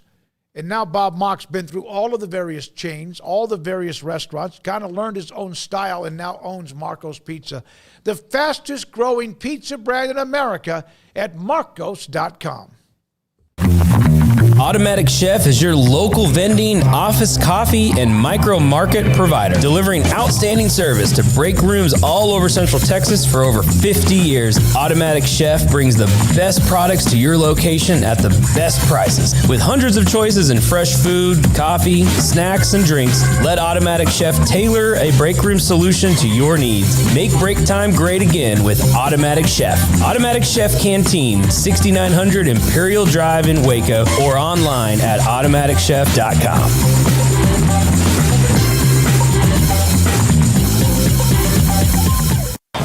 Baylor alumni are more than 160,000 strong. When we all join hands to support our university, we don't just move the needle, we move mountains. Working together, we create life-changing opportunities for students on the field, in the classroom, in the laboratory, and in life for generations to come. So get connected. Get involved. Learn how at baylor.edu/alumni. There are 26 letters in the alphabet, over 600,000 words in the dictionary, and just 3 of them said together can change everything. Let's order pizza. Those 3 words lead to dough made from scratch and 3 fresh signature cheeses that blanket golden crust in a heavenly melt on Marco's Pizza that'll blow your mind. So visit marcos.com to order and stop by Marco's Pizza in Belmead, China Spring, Woodway, and in Robinson. Marco's. Pizza lovers get it.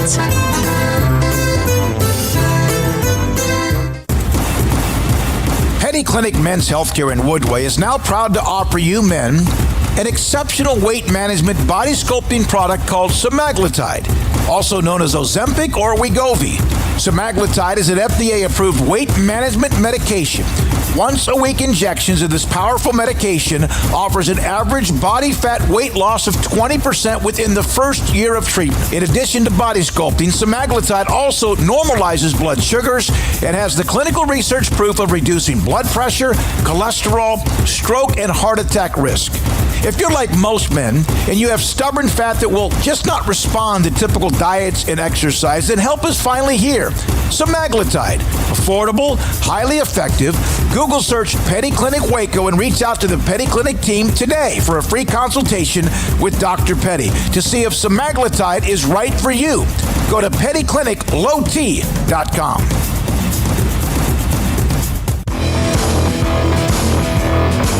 This is 365 Sports. Enjoying the show? Hit the like button and subscribe.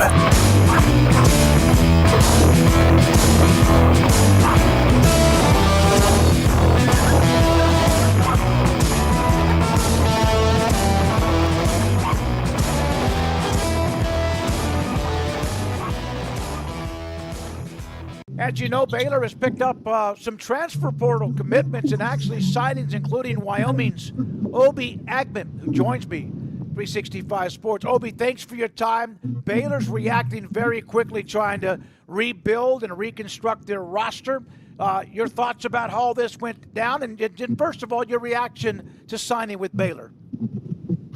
You know, signing with Baylor, it was a really big deal for me. I really didn't understand how big it was until I actually was able to go down and see it for myself.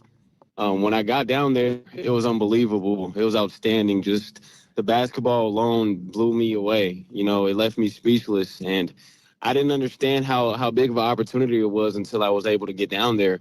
And I can't wait for my whole family to actually see it for themselves. So my reaction to this whole thing is it still hasn't hit me full swing yet.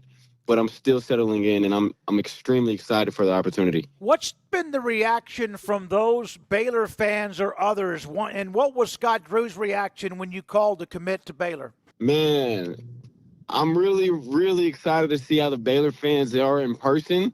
I know over social media, when I gave them a phone call and I spoke to a couple guys that I knew, the conversations we had, it was really a full swing of just unbelievable, like, emotions. Like, they didn't think it was going to happen. And then it was one of those things where they were so excited. And I told them the day that I was going to do it. And, you know, there was a lot of people that knew it was going to happen before it actually happened. But Scott Drew, he's unbelievable. He's different. The first phone call I had, I almost felt like he was trying to give me a hug through the phone. Yep. That's how crazy his energy is. So I definitely felt the vibe the first time I spoke with him. He's a great person. I can feel his personality. Yeah, you know, he's one of those that some people almost think that can't be him. There's no way somebody could be that full throttle with happiness and whatever else. But no, that's exactly who he is. Exactly. He's different for sure. You know, he really lives by the culture of joy, and I really admire it. So you've been around. You've had to take a journey to get to where you are with this opportunity to play in the Big 12 after Wyoming. You have bounced around quite a bit. What has that been like for you, Obi, to kind of, you've been here and here and here and here, and now here's your opportunity with Baylor? Honestly, it's a journey that you really can't script. I feel like, you know, God works in a whole bunch of mysterious ways, and he really put me in a lot of places that I would have never, ever imagined myself being in. You know, going from D2 to JUCO, and then going to this really big D1 school from Wyoming, and even me getting another year. It's a whole bunch of things that, honestly, I really couldn't script out. Outside of it just being a blessing. And, you know, I really want to put my journey as a tribute to God's work. Now, you can put it up. You have more than just someone who can score. But for Baylor fans, no matter if they've seen highlights or your statistics, what kind of player is Baylor basketball getting with Obi Agman? I would say the kind of player that they're getting is the player that they need, a winner, a guy that, you know, is ready to compete every day, day in and day out, and leave it all on the floor no matter what. You know, whether it's me having a great game, whether it's me having a bad game, I promise that I'm going to play my heart out and leave it all on the floor. They also have a couple of other transfers. In fact, yesterday, Oregon State's Michael Rataj is another that's joining the group. Have you guys even communicated much, those who are the new transfers, or is that too soon? Honestly, it was really a little bit of a surprise for me because we kind of committed on the same day, just a couple hours apart. Mm-hmm. So we didn't really communicate yet, but I kind of did some research and I saw that he was a really big recruit and it was a really big deal. So I feel like just having those two commitments in the same day was really huge for the Baylor community. What's the story now on your schedule between now and when you arrive in Waco?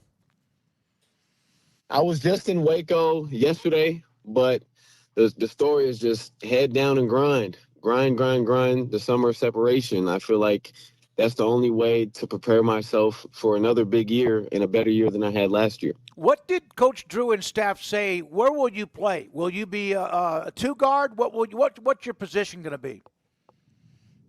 We haven't really established a solidified position. Right. You know, because I know when you're bringing a roster in, the play style may change depending on what you have in front of you. So we haven't necessarily established a solidified position, but I would predict that it's going to be a bit of positionless basketball where we're running like maybe 3 guards or 2 guards at a time. And, you know, I don't necessarily see it as like, oh, you have to have the ball in your hands or you have to be the one. I think, you know, the type of play style that I can see that may happen is just, you know, grab the ball and go. A little bit of faster play style. Okay, Obi, one more thing, if you don't mind. Tell us about something in your life that's unique, something that you maybe had to show a great deal of resiliency, something that maybe most people, unless their family are very close in your inner circle, don't know about you. That's a really, really good question. You know, something that I would say is unique about me. I don't know. I'm a little different. I would really say that, Yeah, that's a really good question. I don't know. You really got me on that one. Well, I've never been asked that before. Well, just to kind of get away from just pure X's and O's and basketball and all of that stuff too. I just you obviously have a tremendous personality. You have a personality. You show that when you're playing the game. On the court. I looked at some highlights and just kind of. I'm not an X's and O's guy either. But what is your favorite hobby? Okay, I can do that. My favorite hobby is just I really like to spend time with my family and friends. But outside of just like being in the gym and playing basketball, I kind of just like to learn new things. Maybe play the game. I'm a little bit of a gamer. Outside of that, I like to collect shoes. I'm a sneakerhead. All right. Yeah, I'm pretty good on big on shoes, and I like cars. I really like cars a lot. Cars, like fast cars, SUVs. What's your favorite? What are you driving right now? What I drive right now is a Range Rover. Okay. Like, yeah, I'm big on cars, I'm not like the guy that's gonna flex on anybody or anything like that, but I'm just more of, I kind of like to see the breakdown of the car, like, things that make it quicker, make it slower, understanding how it works and all that stuff, just kind of like old school mechanic vibes. All right. I have one more question for you. And this is something that's intrigued me, and also with all of how players now move around. And I mentioned your story. You mentioned your story. You have been in a lot of places. How difficult has that made it for you to make sure you continue on progressing towards a degree? Where are you with that? And has that sometimes been a little bit of a juggling act? Man, talk about difficulty in the journey. This whole thing with the transfer portal, not knowing where you're gonna land, especially when it started my freshman year.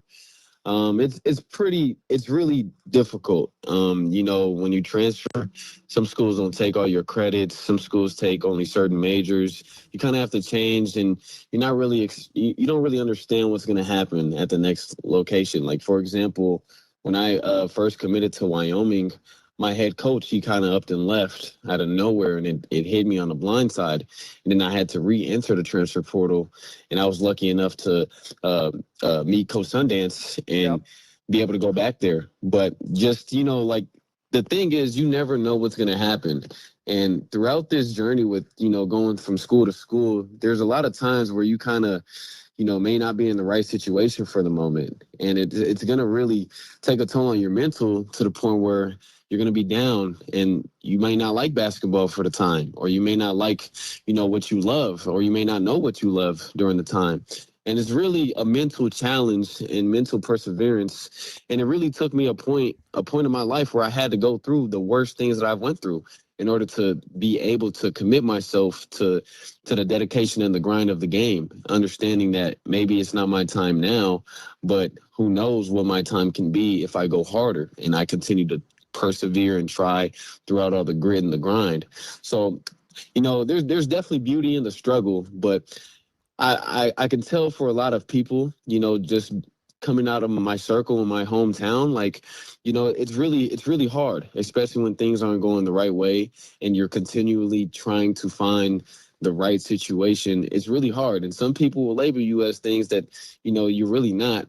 But honestly, I think the main thing is just trusting God and allowing him to lead you to the right situation. Because without God, I wouldn't be in my shoes right now. I wouldn't be in this situation at all. So, I think that's the only way that I was able to get out the grind and the grit. Born in Aurora, Colorado.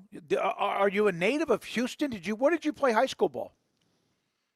So I was born in Aurora, Colorado. I went to high school in Aurora, Colorado, but around my sophomore year, we made a move. My mom, my sister, and like the whole family, we made a move to Texas, to Houston, Texas, in Richmond.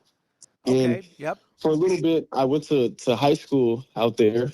I went to Foster High School out there for a few months, and everything was all said and done. And then my mom, she wasn't really comfortable with the vibe, so she kind of wanted to go back to Colorado.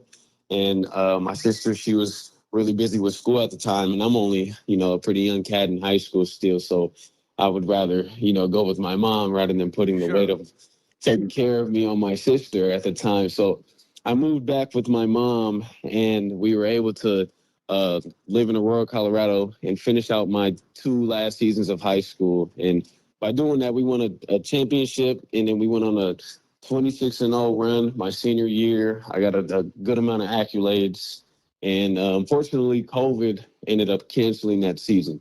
Yep. So that's a little bit of that. Yep. You've been on, man, have you been around? I'm a military kid, or was. Heck, I'm now almost 66 years old, but we would move every 3 or 4 years based on what the government wanted my father to do, who was military. Right. And I think I loved it. Now, again, you've been a lot of different places, which should help develop a well-rounded young man, and it sounds like it just from our time on the phone today. Well, I'm sure Baylor fans can't wait to see you. I know what you said about Coach Drew. That's what everybody says. And then they meet him, and he's even like, bam, He's more. even better. Thanks for your time, man. Enjoy whatever you have right now, and we'll see you soon. Thanks for your time, and congratulations on your commitment and signing with Baylor. Thank you so much. This interview was amazing. I appreciate you, and I cannot wait to meet you guys in person. I will absolutely make sure that we come to see you. Obi Agman, he's now with Baylor. This is 365 Sports. Thank you to Obi for being a part of the show. Coming up and around the corner, we will hear from Coastal Carolina AD Chance Miller, John McClain, the top 5 and more in the 5 o'clock hour. But first, let me tell you about Waco Custom Marketplace, the Bauer family, 425 Lake Air Drive in Waco, where they have specials going on through Saturday of this weekend. King crab and snow crab legs. King crab legs at $32 a pound. Snow crab legs at $10.99 a pound. Boudin, $3.50 a pound. I love, Garrett, is that something you will devour? Absolutely, especially if it's boudin balls. Boudin balls, anything that's just really, really good. 10% off on all the charcoal and pellet fuel. And they also, if you want to do a crawfish boil, they have the live crawfish bags, live crawfish in 3-pound sacks for you to go. You have to order, I think it's by Thursday now. Used to be a Wednesday. Sometime on Thursday, pick it up anytime by Friday afternoon. It's the Bauer family, Waco Custom Marketplace on Lakeshore Drive in Waco. In our logo and advertising, we say we are people that you can count on. What does that mean? It starts with providing a quality vehicle and quality service at a fair price. But it also means we do what we say we will do, and we treat people fairly with respect. It starts by hiring great people, good local folks who work hard with a caring attitude. Our employees are the real reason we are people that you can count on. Put us to the test and see for yourself that at Richard Carr Motors, we are people you can count on. Parenting is full of surprises. You never know what to expect. So after our son was born, I called my Texas Farm Bureau insurance agent to set up a life insurance policy in case something happened to me. Sawyer is now 2. And we'll soon have a sister. There's no one else I would trust with protecting my family. Stop by and see our agents at one of our 3 McLennan County locations. Coverage and discounts are subject to qualifications and policy terms and may vary by situation.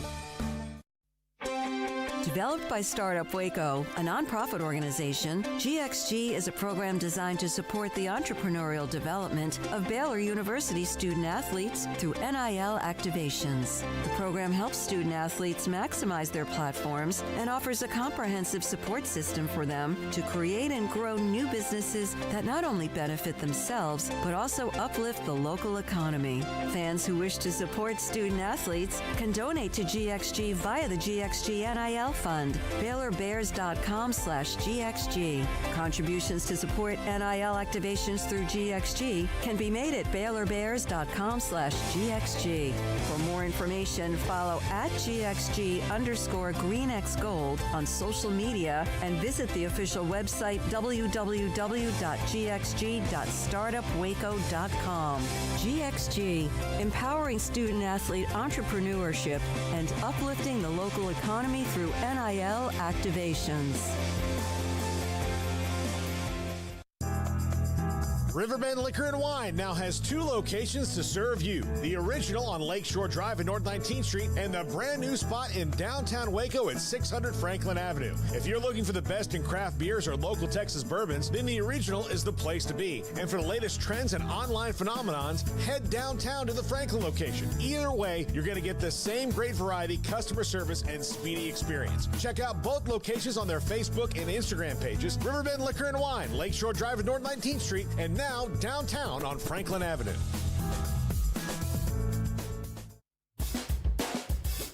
This is 365 Sports. Check out the 365 Sports family of channels on YouTube. Saw this note that Xavier transfer Dalen Swain has committed to UT. 19-year-old sophomore will follow Sean Miller and the staff into Austin. It's kind of known as a Swiss Army knife, 6'8", very versatile, and he now is headed to Austin as one of the transfers to bring up as well.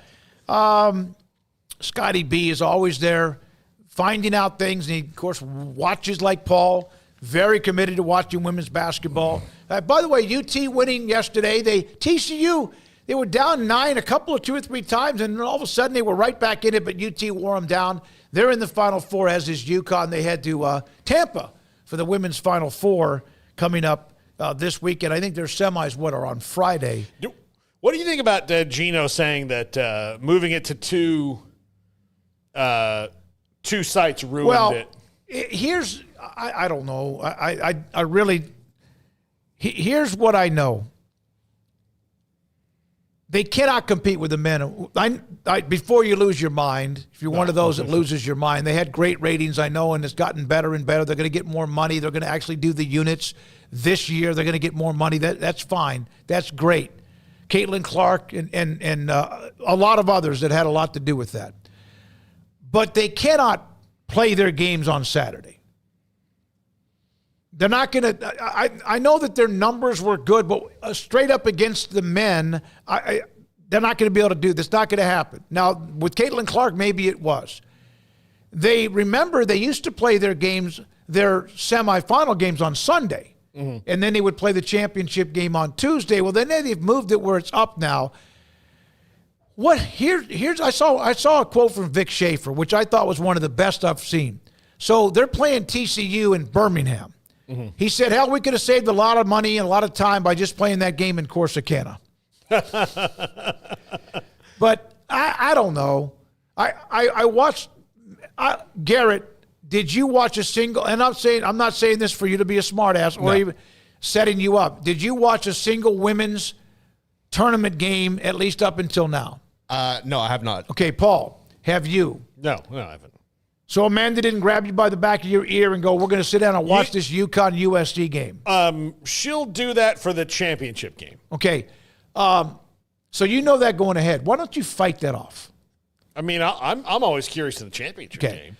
I mean, I get curious when it's down to the, when Sarah Spain was on with us at the Super Bowl, she said she's a friend of mine. Yeah, she said the problem that women's sports has is they don't have people telling. It's more interesting if you know the story of a game if you're unfamiliar with it. So if I were to take you to your first hockey game and I tell you this is really exciting because the Kachuk brothers are playing against each other, and this team was in the Stanley Cup final, and this one won, and this one lost.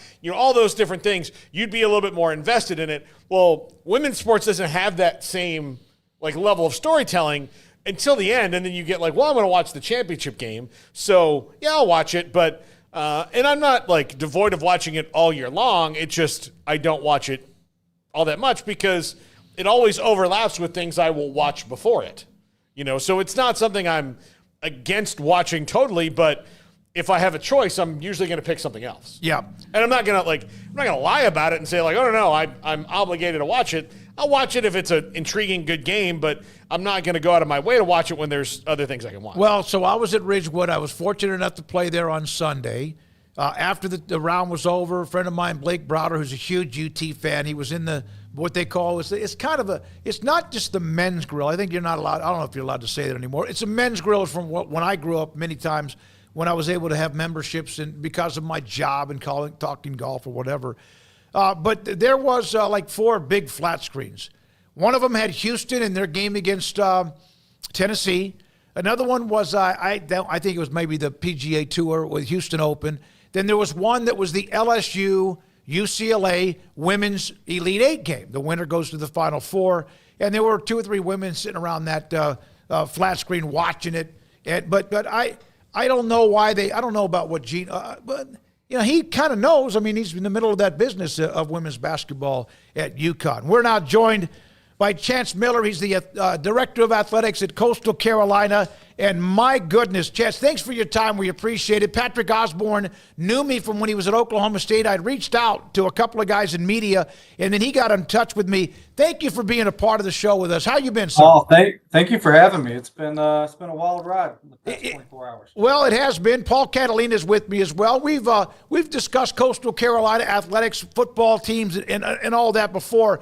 But you guys won Twitter and social media yesterday with the free concession stand. Was the reaction more than you could have ever expected?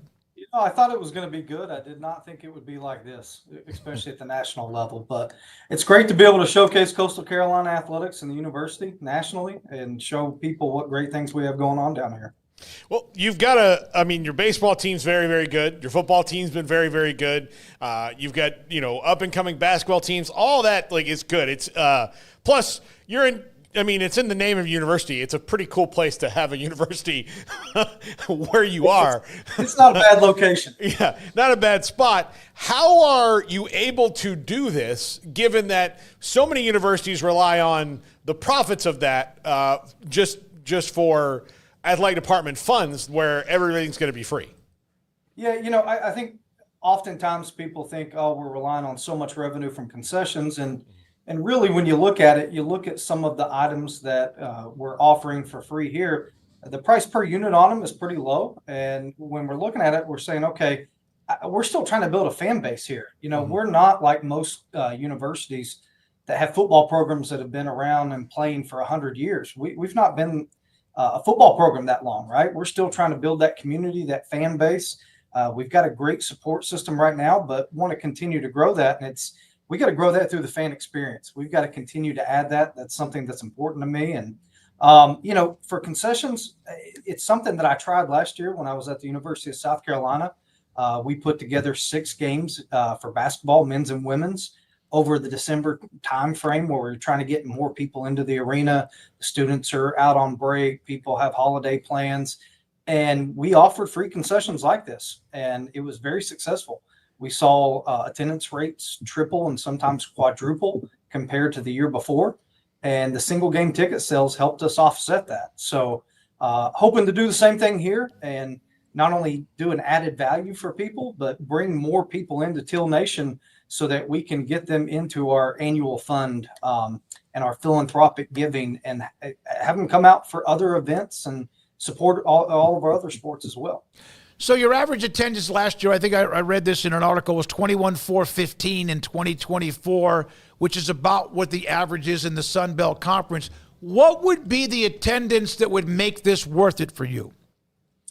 I think, honestly, we're looking at the season tickets going up to, about 23,000. A lot of the times you see the attendance numbers get announced, and that's based on the tickets either sold or given away or comped. And it's not the actual, butts in seats. We want the butts in the seats. We want the atmosphere to be really great. And we don't want to have to do, 2-for-1 ticket deals and group sales deals. We want to have season ticket holders that are there for all of our home games moving forward. So you are going to have, how do you, deal with these students who are going to clean you out in certain parts of this in the stadium? You have to scan our app. We're getting ready to roll out an app for the athletics department. It's brand new this week. You're going to have to download our app, get the QR code. You're going to have to scan it, and you're limited to 4 items per scan, right? So you're going to get those 4 items. You get a fountain drink, nachos, popcorn, hot dog, or 3 hot dogs and a fountain drink, and go take a seat, watch the game. If you want to go back and get in the line, you can. And there's going to be some people that are going to try to eat 20 hot dogs, right? But what I found last year is there's only so many hot dogs and fountain drinks and popcorn you can put down, right? Now, some can put down more than others, but it pretty much averages out, and it's just a good added value for a lot of our fans, especially fans. I've got 2 young children.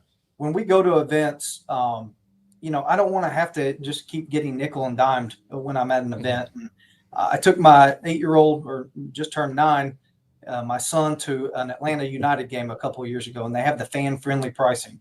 And that was a great experience for both of us. You know, he got to eat whatever he wanted to and had dad time. And I didn't come out of there spending $400 in concessions. And so that fan experience keeps bringing people back. And we hope those people continue to be fans and be part of Teal Nation. Yeah, I think it's a great idea. If you get people there, then they want to, one, be entertained. They want to come back. And then, you know, maybe they'll also eventually down the road end up being somebody that buys much more. So 4 items, and they can go back in line and do 4 more based on the QR code. Because everyone's like, oh my God, you get 37 hot dogs and fit. But you know, again, first of all, only so many people can eat so much, as you mentioned anyway. Are you going to ban? Are you going to ban cargo pants from? Don't think we'll ban cargo pants. But you know, again, it's an added value for our fans. We're excited about it. You know, one of our big things is the fan experience, to continue to add on to that. And I think when you build your fan base the right way, you treat them right, those individuals are going to keep coming back, and they're going to give back to your student athletes. They're going to give back to your department. Did anyone in administration like cross-check you on this, making sure that it's your department, you run the athletic department? Was there any give and take initially on this idea? You know, what's great and what I love about Coastal Carolina is we have great leadership with President Benson, our board of trustees. We have good partners on campus with Airmark, our concessionaire. And I had done it last year at the University of South Carolina for 9,000 to 15,000 fans a game in a basketball arena, and seen what it can be and the positive impact that it could make. And, you know, they've trusted me to try to run the athletics department and do it in a way that not only is financially feasible, but also in a way that helps get the community onto campus. And this is a thing that not only helps athletics, but it brings bodies onto Coastal Carolina University's campus and be able to showcase the great things we got going on in the Conway Myrtle Beach area. Talking to Chance Miller, the AD, Director of Athletics at Coastal Carolina. What is it like to be in charge of a program that's shown so much growth in such a really relatively short amount of time? I mean, you had really good football success, which was really good for the university to have that, because that one's the front door. But the baseball team is as fun to watch as any team in college baseball over the last few years. What's it like to do that and try to, I know you're trying to lasso a tornado a little bit and keep it with you, but what's it been like? I tell you, it's been great. You know, when I was at the University of South Carolina, it's 2.5 hours down the road in Columbia, I'd always looked at Coastal Carolina as a place that if that AD job ever opens up, that's one I really want to go jump at. And when it did open up, I started really getting to know the president, the leadership here, the donors, and I was just excited of all the possibilities that we had here. I mean, you looked at it, and it's such a young program and a young donor base, but they've won a national championship in baseball. They had college game day here for football and beat BYU. You look at, we had a gold medalist track athlete this past year. There's some really special things going on, and it's a great foundation. And I wanted to come down here and bring additional staff and put resources here to where we could really take this thing to another level. And, you know, it's not just the university that's growing. You look at the enrollment rates are skyrocketing at a time where around the country, I don't think a lot of other universities can say that. And then you look at the county in Horry County. We're one of the fastest growing counties and one of the fastest growing states in the country. More people are relocating here than other places. And you've got a huge booming tourism, and you've got a beach 5 miles down the road.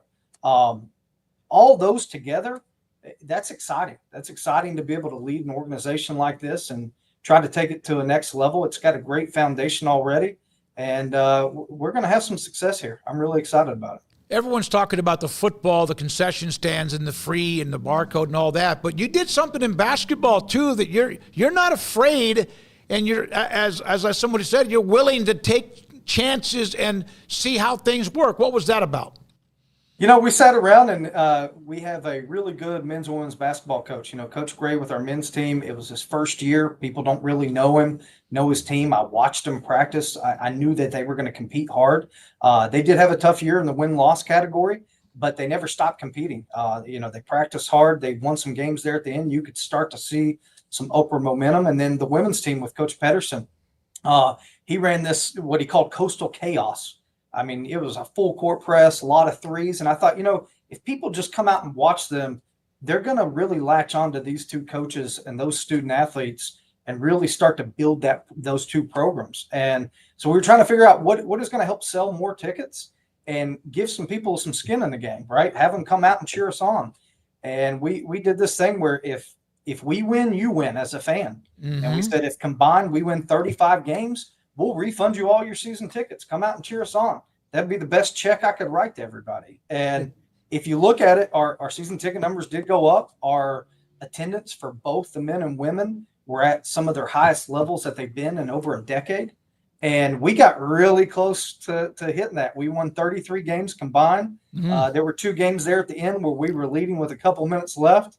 And I was checking with our business manager here going, hey, we're still going to be able to write that check, right? Did sweat it out a little bit. But again, I think we've got to be bold, especially here at Coastal, and bold in what we do and how we treat our fans and how we engage people and how we market ourselves. And I'm just excited that I have the leadership that trusts me to do that and have the staff here that can help us pull this off.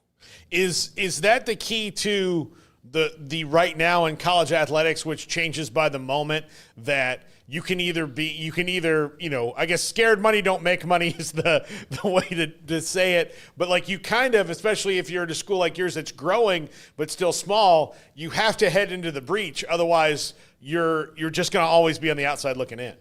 Look, college athletics is changing every day. And you can either sit and complain about it, or you can try to find solutions to it. And, at a school our size, we don't have as many resources as everyone else.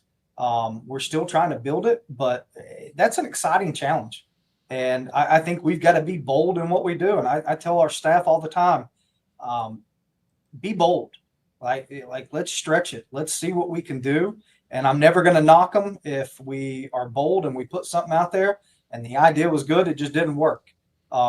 Sometimes you're going to fail, right? But like I tell my son when he's playing baseball, and he strikes out, he gets mad or he'll hit a pop fly. And I'm like, buddy, you go 3 out of 10, you're in the Hall of Fame, right? And sometimes you're going to fail. And that's what's great about sports, man. Sports is about overcoming failures and being able to bring people together and accomplish something special. And that's what we're trying to do here. How much you got a New York Law School degree? You were with the NCAA Associate Director on the enforcement staff. How much of all that background helps you now with the changing times? It does. I've got a lot of good friends that are still at the NCAA and able to contact them and get a pulse on what's going on nationally. And then a lot of people that I worked with at the NCAA have now gone on to other institutions. I was just on the phone last night with the deputy AD at the University of Iowa, who's a good friend of mine. And I was picking his brain on some stuff. Talked to the AD at Georgia Southern, who I'd worked with. So it gives me a lot of different contacts. The legal background, that's something that I practiced law for a little bit, got out of it to get back into sports, thought I'd given it up. And now you're dealing with contract negotiations with athletes, multimedia rights partners, sponsors, and that does help. It's been a good background, and it gives me some good resources to be able to lean on. Chance, I feel like I might be able to pass the exams of a first year in law school just by reading as much as I've read the last year in changing rules in college athletics and lawsuits and all that. Like it's been a lot. So I can imagine that like having a comfort with it would be really good, because there are times I start reading something and I'm like, well, this is year 2 stuff here. I don't know. They're getting beyond. I don't know. It's really hard to grasp. It's just somebody who's followed the sports for a long time. Yeah, I mean, it's hard to grasp for somebody that's been in the business for a long time too. I mean, there's some stuff that I look at and you just kind of shake your head. But what I keep telling everybody is it's going to continue to change. College athletics is not going to have stability for a little while. And I think what we have to do is we have to plan in our strategic planning, in our contracts that we do with people, with the promotions that we do. We have to be nimble. We have to be able to pivot when things change. And that's what I tell my staff, and that's what they've been really good at. All right. Again, we're talking to Chance Miller, the director of athletics at Coastal Carolina. You can go to a game, football game, buy 4 items per concession stand visit. The menu of hot dogs, nachos, popcorn, fountain drinks, etc. No limit on how many visits. You have the CR code, and you can go back, get back in line if you wanted to go back and do that again. How much of your time in the NCAA, and you see the House settlement meeting, the hearings coming up on Monday, what's going to happen? I mean, what are they thinking in Indianapolis, the NCAA offices or whatever, about what's about to happen, in your opinion? I think it's difficult for them. I think a lot of times people, they blame the NCAA because it's kind of this big bad institution that's out there. But,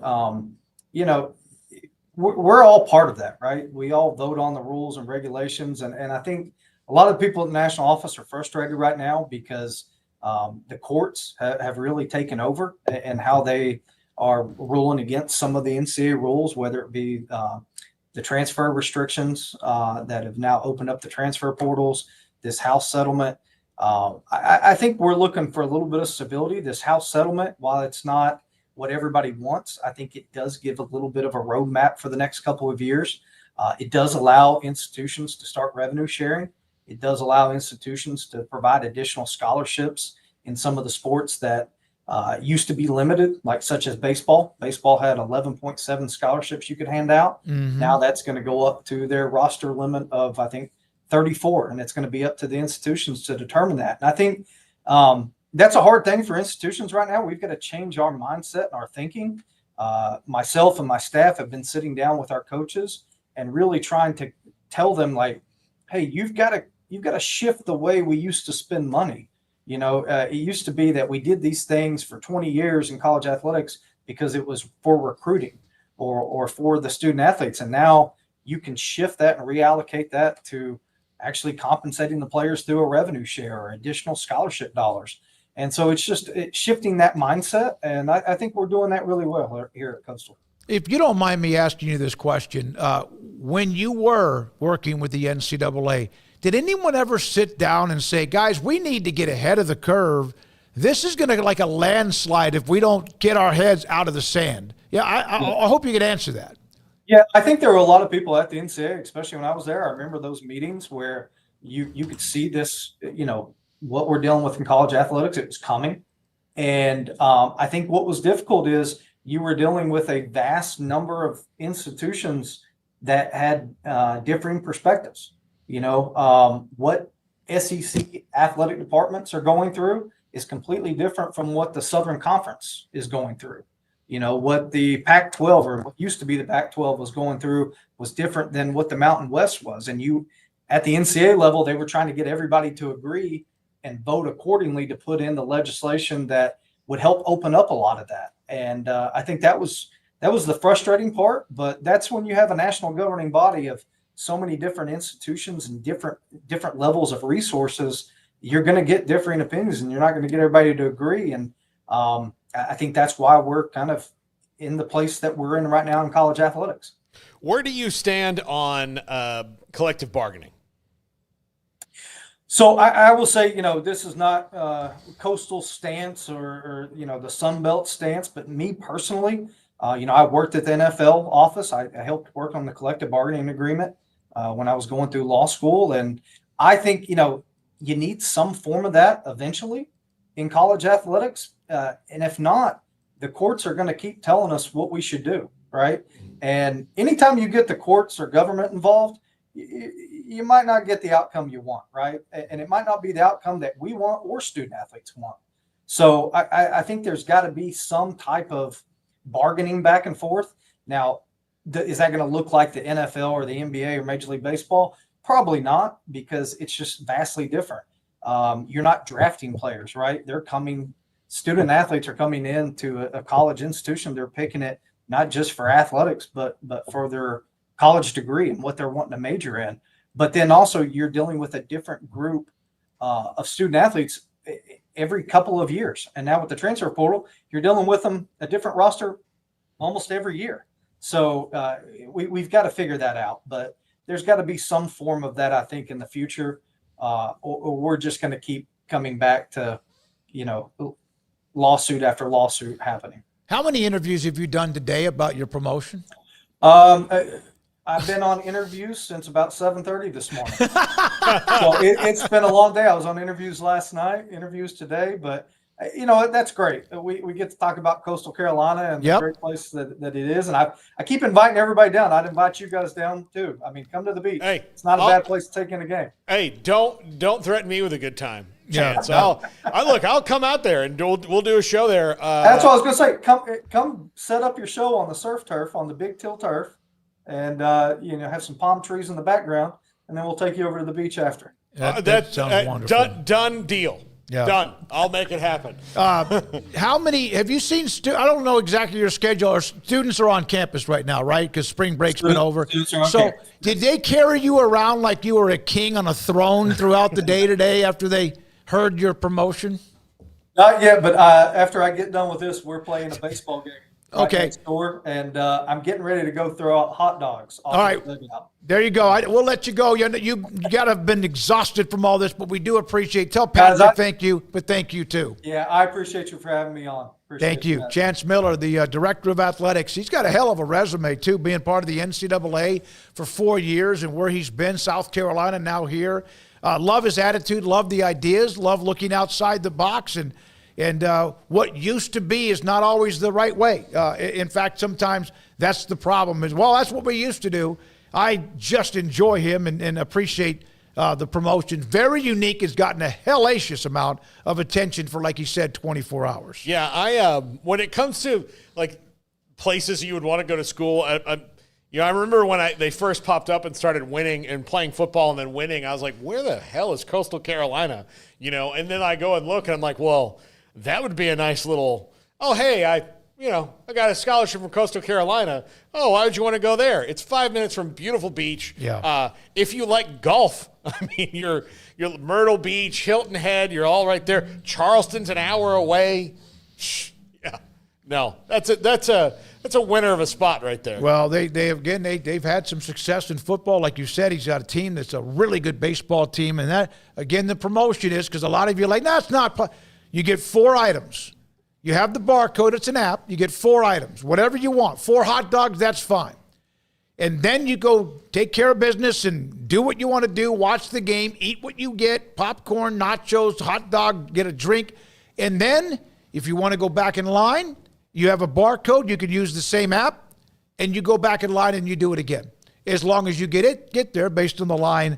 And that also then will hopefully bring some more season tickets. As he said, they're trying to add a couple of thousand season tickets. The average is just over 21,000, 500 or 600, as I mentioned. Okay, thank you very much, Patrick Osborne, for setting that up. He was at Oklahoma State. Patrick saw my email to the guys who were no longer in the media relations department, reached out to me this morning, and I'm glad that he did. When we come back, Hall of Famer John McClain, this is 365 Sports. How did Edward Jones become one of the biggest financial service companies in the world? By not acting that way. Financial strategies, one-on-one advice, it's a big difference. And that's why Brad Wilson, your Edward Jones financial advisor, makes sense of investing. Experience the difference for yourself. Brad Wilson, 250 Sharon Drive in Woodway, 254-776-4337. Edward Jones, member SIPC. Pizza, burgers, and Bears football. There's no place around Waco that serves them all other than Bubba's 33. Come show your green and gold and enjoy some of Waco's best food and beverages while watching your favorite team, the Bears. When real Bears fans get hungry, Bubba's 33 is the #1 spot for ice-cold drinks, hand-stretched, stone-baked pizzas, and bacon-infused burgers. Join us for indoor or patio dining. Bubba's 33, Waco's restaurant and proud supporter of Baylor Bears football. Sick 'em, Bears. Do you or your kids get nervous about going to the dentist? Stonewood Dental, Dr. Steve Childress, he can help. I've spent a career taking care of patients who as children had bad experiences, and now they're adults that hate going to the dentist. If I get a kid at 3 years old and they come every 6 months and it's a happy experience, it's normal for them. Now they have an accident at 6 or 7 or 8 at school. Now they have a broken tooth or a trauma, and they have to come here. They're used to lights, they're used to water in their mouth, they're used to experience, they already trust us. it's amazing what we can do with that kid without it being a negative thing.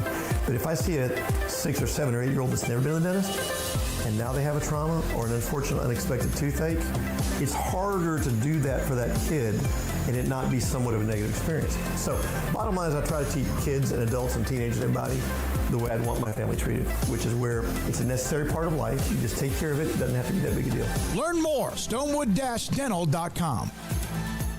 1, 2. I'm in love with a man named Rudy. I'm okay with that. He knows exactly what I want. He keeps me coming back.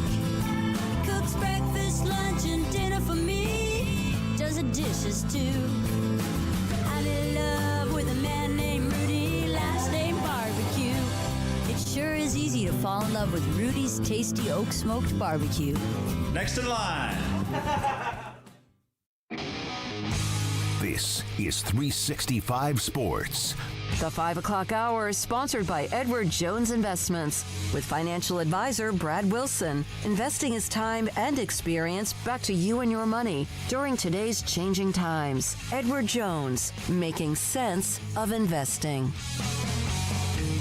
Now here's David Smoak, Paul Catalina, and Craig Smoak. All right, here we go. The last 25 or so minutes of this show. Paul's Top 5 is around the corner. Hope you have hit the like or subscribe or both buttons if you can. Don't forget tonight at 10:30 on the local CW 365 Sports tonight with 4 of the best segments we have or interviews or both. And John McClain, Hall of Fame columnist, is always one of those as our best segments. He joins us on 365 Sports. So, John, we saw a couple of the notes about well, no, let's get to the Micah Parsons thing, Paul. Why don't you start with that?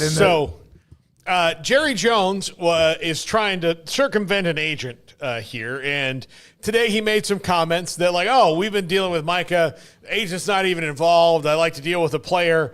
And then Micah Parsons, just like an hour ago, tweeted back at Clarence Hill, who was there, reported it like, hey, no, I'm going to show it to my agent. I do like that we're getting old Jerry back a little bit, but this is kind of silly, and again, another day in the Cowboy saga where Jerry thinks he's going to get a deal done without an agent. Does anybody who has followed Micah Parsons' career believe he is capable of doing a complicated NFL contract that might run 50 or 60 pages? No. That's why players don't do them. I remember when Laramie Tunsil signed 2 extensions with the Texans, and that made him the highest paid offensive lineman in history, both of them. People are like, he's not using an agent. He's doing his own negotiations. No, he wasn't. He had 3 experts, financial people he was paying by the hour. Now, why would Jerry Jones want to antagonize David Mulligetta, one of the best agents in the country with a lot of big-time clients? And it's almost like Jerry's losing his mind, which I know that would shock everybody out there listening. But the fact is, Micah may have talked to him a couple of times about it, but Jerry knows if he could get Micah to agree to it and sign it, which Micah Parsons is not going to do, he probably could get a better deal because Mulligetta is going to drive a harder bargain. So I don't believe any of that BS at all. Mulligetta, that contract will not be signed without David Mulligetta being heavily involved. And one of the dumbest things you can do if you're a negotiator is to anger an agent, because he could be having the next guy next year, the year after. And I tell you, the whole thing here that blows me away is the fact that they may be getting this deal done pretty soon. It's so unlike the Cowboys to do that. Of course, they'd done it last year. They could have had him for $30 million. Yeah, no, they're like, even though they're early technically on Micah, they're still late because of everything that happened. It's just they think they're doing it right, and then they turn around and they're wrong again. And they operate like no other team. We all know they'll get it done, and they'll make him the highest paid non-quarterback in the league, and that happens about every 2 weeks now. Yeah. And he can brag about it for a while till the next guy comes along. Doesn't it seem like a long time ago that Myles Garrett got the largest contract in history for a non-quarterback, and I think two others have surpassed it. Parsons will as well. John, there was something that I saw and it was something I read about the NFL owners meetings. So explain to me, like I'm 5, that teams that have money that has been pushed into the future, like contracts, like a 6-year, $50 million, 4-year, whatever, the teams just can't just even play money. They have an escrow account, correct, that covers future money. How does that work? Well, the escrow, first of all, if you're going to be an NFL owner and you are the primary owner, you got to be 30% liquid. So if a team is sold for, say, $6 billion, you've got to have 30% cash. And that's why only multi-billionaires can pull this off today. And money goes in escrow. And the reason the cap, when you're good and you win and your players get a lot of honors, you have to pay them more money. And then as long as you want to stay competitive, you extend their contracts and you put a bunch of years on the end that they're never going to get. And you do it to lower the cap figure for this year. You'll see a player get a big bonus that can be prorated over 5 years, and his base salary is the minimum, 1.2. So that reduces the cap figure. But at some point, like in Deshaun Watson's case, or like Russell Wilson for Denver last year, you've got to pay the piper. You pay a penalty for keep pushing the cap money down the road. And but Denver did the greatest job in history of taking that big hit, still being good and making the playoffs because they had a great defense and rookie quarterback. Bo Nix turned out to be a tremendous draft selection. And so you can go over the cap during the season, but on that deadline in March, when the new league year gets here, you've got to be under it. You'll see teams like Saints every year. They are over the cap by more than any. They'll redo contracts to lower the cap figure, to trade some, do what they can to get under. Then they'll do the same thing all over again. John, will the tush push be banned, or will they just ban any kind of runner assistance that used to be illegal years ago in the NFL? Well, I'll say this, Paul. I think it is preposterous if you can't stop something. If you are so inept that you can't get the talent or the strategy or whatever to stop something, and like a whining, crying little baby, you go to ask mommy to take it away. And I think in this case, the NFL should be embarrassed that the Eagles can do it. Nobody does it like the Eagles. A big reason they're so successful is because Jalen Hurts is a big weightlifter with strong legs, big butt, gets a lot of power to get across the line. And so I think it's ridiculous. But I think when they outlaw it, Paul, it's exactly what you say. They won't say we're outlawing the tush push. We're going back the way it used to be. You cannot help another player go forward. But I think it's great. I think it's good for the game. And maybe David doesn't, because he's a victim of tush push, being a fan of Washington. But you ought to have to do something else. Somebody said yesterday, if this were the late 50s and the early 60s and Johnny Unitas was tearing up the NFL by throwing the ball down the field, they wanted to make that illegal. Yeah, no, I mean, I don't hold it against Philadelphia. I do think that one of the funniest, well, it wasn't funny because Philadelphia beat them up pretty good in the championship game, but one of the most interesting segments of a game was when Washington's linebacker kept trying to jump the snap, and they eventually mentioned a rule that I had never heard of, that they could just award the offensive team a touchdown, which I can't believe is true. But, I mean, obviously that almost became almost a farce. Well, I never heard that, but think about it. When you're on the one, you're offside. You're on the 1.5. You're on the quarter. Yep. You keep moving it up by inches, and you hope sooner or later the guy's going to time it just right. But the tush push is all about strength, and teams haven't been able to do it. I can't even remember now who orchestrated it, who came up with the idea. Who perfected it? We thought when Jason Kelsey retired, it wouldn't be as effective, but it is because they've got it down. And you'd think now with another off season to combat it, the teams would do a better job. John McClain, Hall of Fame columnist, with us on 365 Sports. John, what are there any of the rule changes that interest you? I mean, are they changed the kickoff? Anything that gets you excited, or is it pretty milquetoast?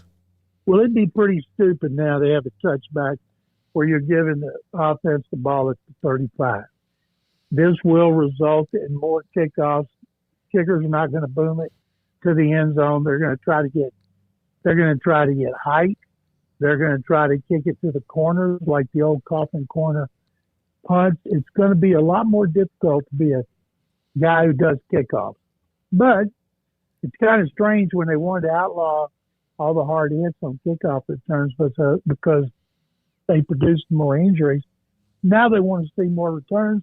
I think it'll be great. I know the Lions had some proposals. I think illegal contact on defense. I got to tell you, the illegal contact, the penalty itself, I get why they call it that, although I wish they would let them play a little bit longer down the field. But why can't it just be a 5-yard penalty, John, but not an automatic first down? If it's second down and 24 or third and 20, if it's a third and long, I mean, it seems to be such a ticky-tacky call to be an automatic first down.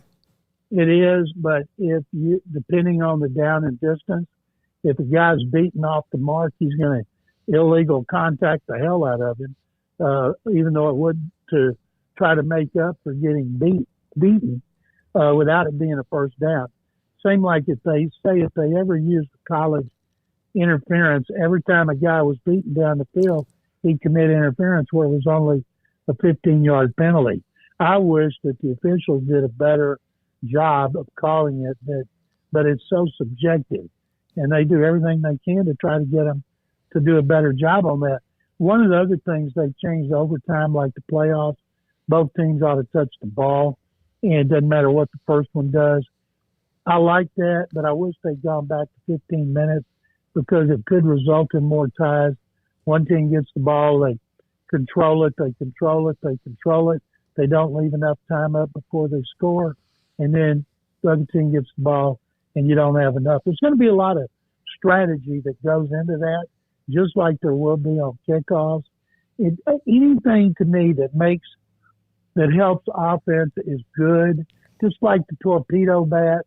The Astros better have them on order fast because they're the most pathetic hitting team in baseball at this point I've ever seen. 3 extra base hits in 4 games. The Yankees had 3 home runs on their first 3 swings of the year. Can you imagine if the Astros were the team using the torpedo bat? Oh my God! Baseball would implode. They would absolutely just. You know, I look as a person who follows the Red Sox, John. It's funny. I saw a bunch of people like, "Oh my God, the Yankees and these bats." I'm like, well, you know that use them. They had to get them approved. Like they didn't. Like this wasn't some scam they pulled off. Like they got them approved. Of course not. Yeah, they did, yeah. and they're perfectly within the rules. And they've been around since 22. But until the Yankees hit 8 or 9 homers in that first game and had 20 runs, and by the way, Judge hit 3 using his normal bat, says he will never change from his normal bat because he's got it going on so well. But like Jazz Chisholm, all of a sudden he's hitting home runs. We've seen the players juiced, the ball's juiced, now the bats are juiced. And I always tell people, never forget, chicks dig the long ball. Yeah. No. Well, and John, it's funny to me because the issues that in 22 when they came around, they were trying to shop the players I don't want to change what I do. It's gonna so it was gonna take something like this for them to all jump on board, and now everybody's gonna start doing it. More players than just the Yankees use it. But look, John, I know that you said the Astros are the most pathetic hitting team, but Raffy Devers right now is in a ridiculous slump. I've never seen a guy off to as bad a start as him. What is it like? 16 strikeouts and 19 plate appearances? Yes, 15. 15, so not so bad. The old record was 13. when they took away his position and gave it to Bregman, and so he agreed to be a DH. But I saw the other day he came in and reported an out of shape. He was out of shape and overweight, and that's not good. And the fans up there, no matter what you did in the past, if you're not doing it now, they'll show a little patience for one of the best players in Red Sox history. But if he doesn't turn it around, they'll be booing him like crazy. Yeah, well, he's pissed off. He wants to play third, and this is why he's not playing third, right? Yeah, that's exactly why. Like, it's you, buddy. And the other thing, they need to send him some, Red Sox front office needs to be like, hey, read these stories from 2010 about Manny Ramirez. And, and ask how the fans turned on him so fast. So maybe Bregman should volunteer to give his position back. I don't think that's going to help anybody. All right, John, real quickly, we had Galen Robinson Jr., former Houston guard, was on the show earlier today. Joseph Duarte, we had him on yesterday. We've had him on many times on the Cougars, and Kelvin Sampson. San Antonio, they're in the Final Four. They've got Duke. Your thoughts about the Cougars and they're one more weekend. Hopefully, my God, I hope for their sake that they can win a national title, but I know it won't be easy. They have the experience. They have the talent. They're great on defense, one of the greatest defense ever because they hustle so much and they're smart. Kelvin Sampson does a great job. They are mentally tough. They're all veterans. And the only hope they have, Duke has 3 frontline players who are all freshmen, all could be lottery picks. If the Cougars can stay out of foul trouble, especially their big men, I think they can keep it close. And I'd love to see them win. But I think it's going to be Duke and Florida. Thank you, John. Appreciate your time. Thank as you, always. guys. Hall of Famer, John McClain, Hall of Famer with us on 365 Sports. And Paul's Top 5 just around the corner. One quick note, the Academic All-Stars, a banquet we do in mid-May. Today's actually March 31st, the postmark deadline for any nominations to be sent in. I have some that have already been sent in. I'm sure my mailbox, my P.O. box that I rent just for this time of the year will be packed tomorrow, and I got a few that came in by email under the gun of midnight even last night. So that's just around the corner, and we appreciate a lot of our guests. We're not done. Paul Catalina and his Top 5 is next. You spent hours selecting your patio sofa. Choosing that grill would have taken weeks. Probably your car needed way more time. For sure, you would have spent months mulling over that pool of yours. Protecting your prized possessions needs no time, though. Just visit coversandall.com, create a custom size per your requirements, pick a fabric and personalize your cover, and leave the rest to us. Premium protection for all that you love.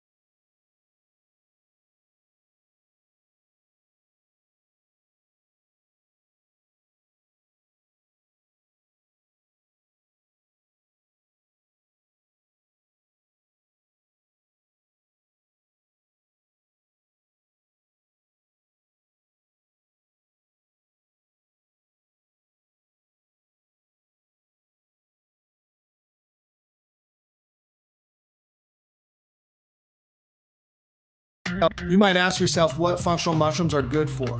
Whether it's lion's mane, cordyceps, turkey tail, shiitake, reishi, they all serve a purpose. You have ones for neurological health, ones for sleeping and gut health and all these different areas. They pack a powerful punch. Functional mushrooms are, of the millions of mushrooms and fungi out there, the ones that we can actually ingest and benefit from as humans. Like all adaptogens, they kind of adapt to what you need at the time that you need them. We don't even really know that we're suffering. We just don't quite feel right. That's where these adaptogens come in and really start to close the gap and really start getting us closer to how we want to feel. Functional mushrooms have definitely re-energized me and helped me face each day with a new vigor for life. Learn ways that functional mushrooms can help you. Go to getumble.com.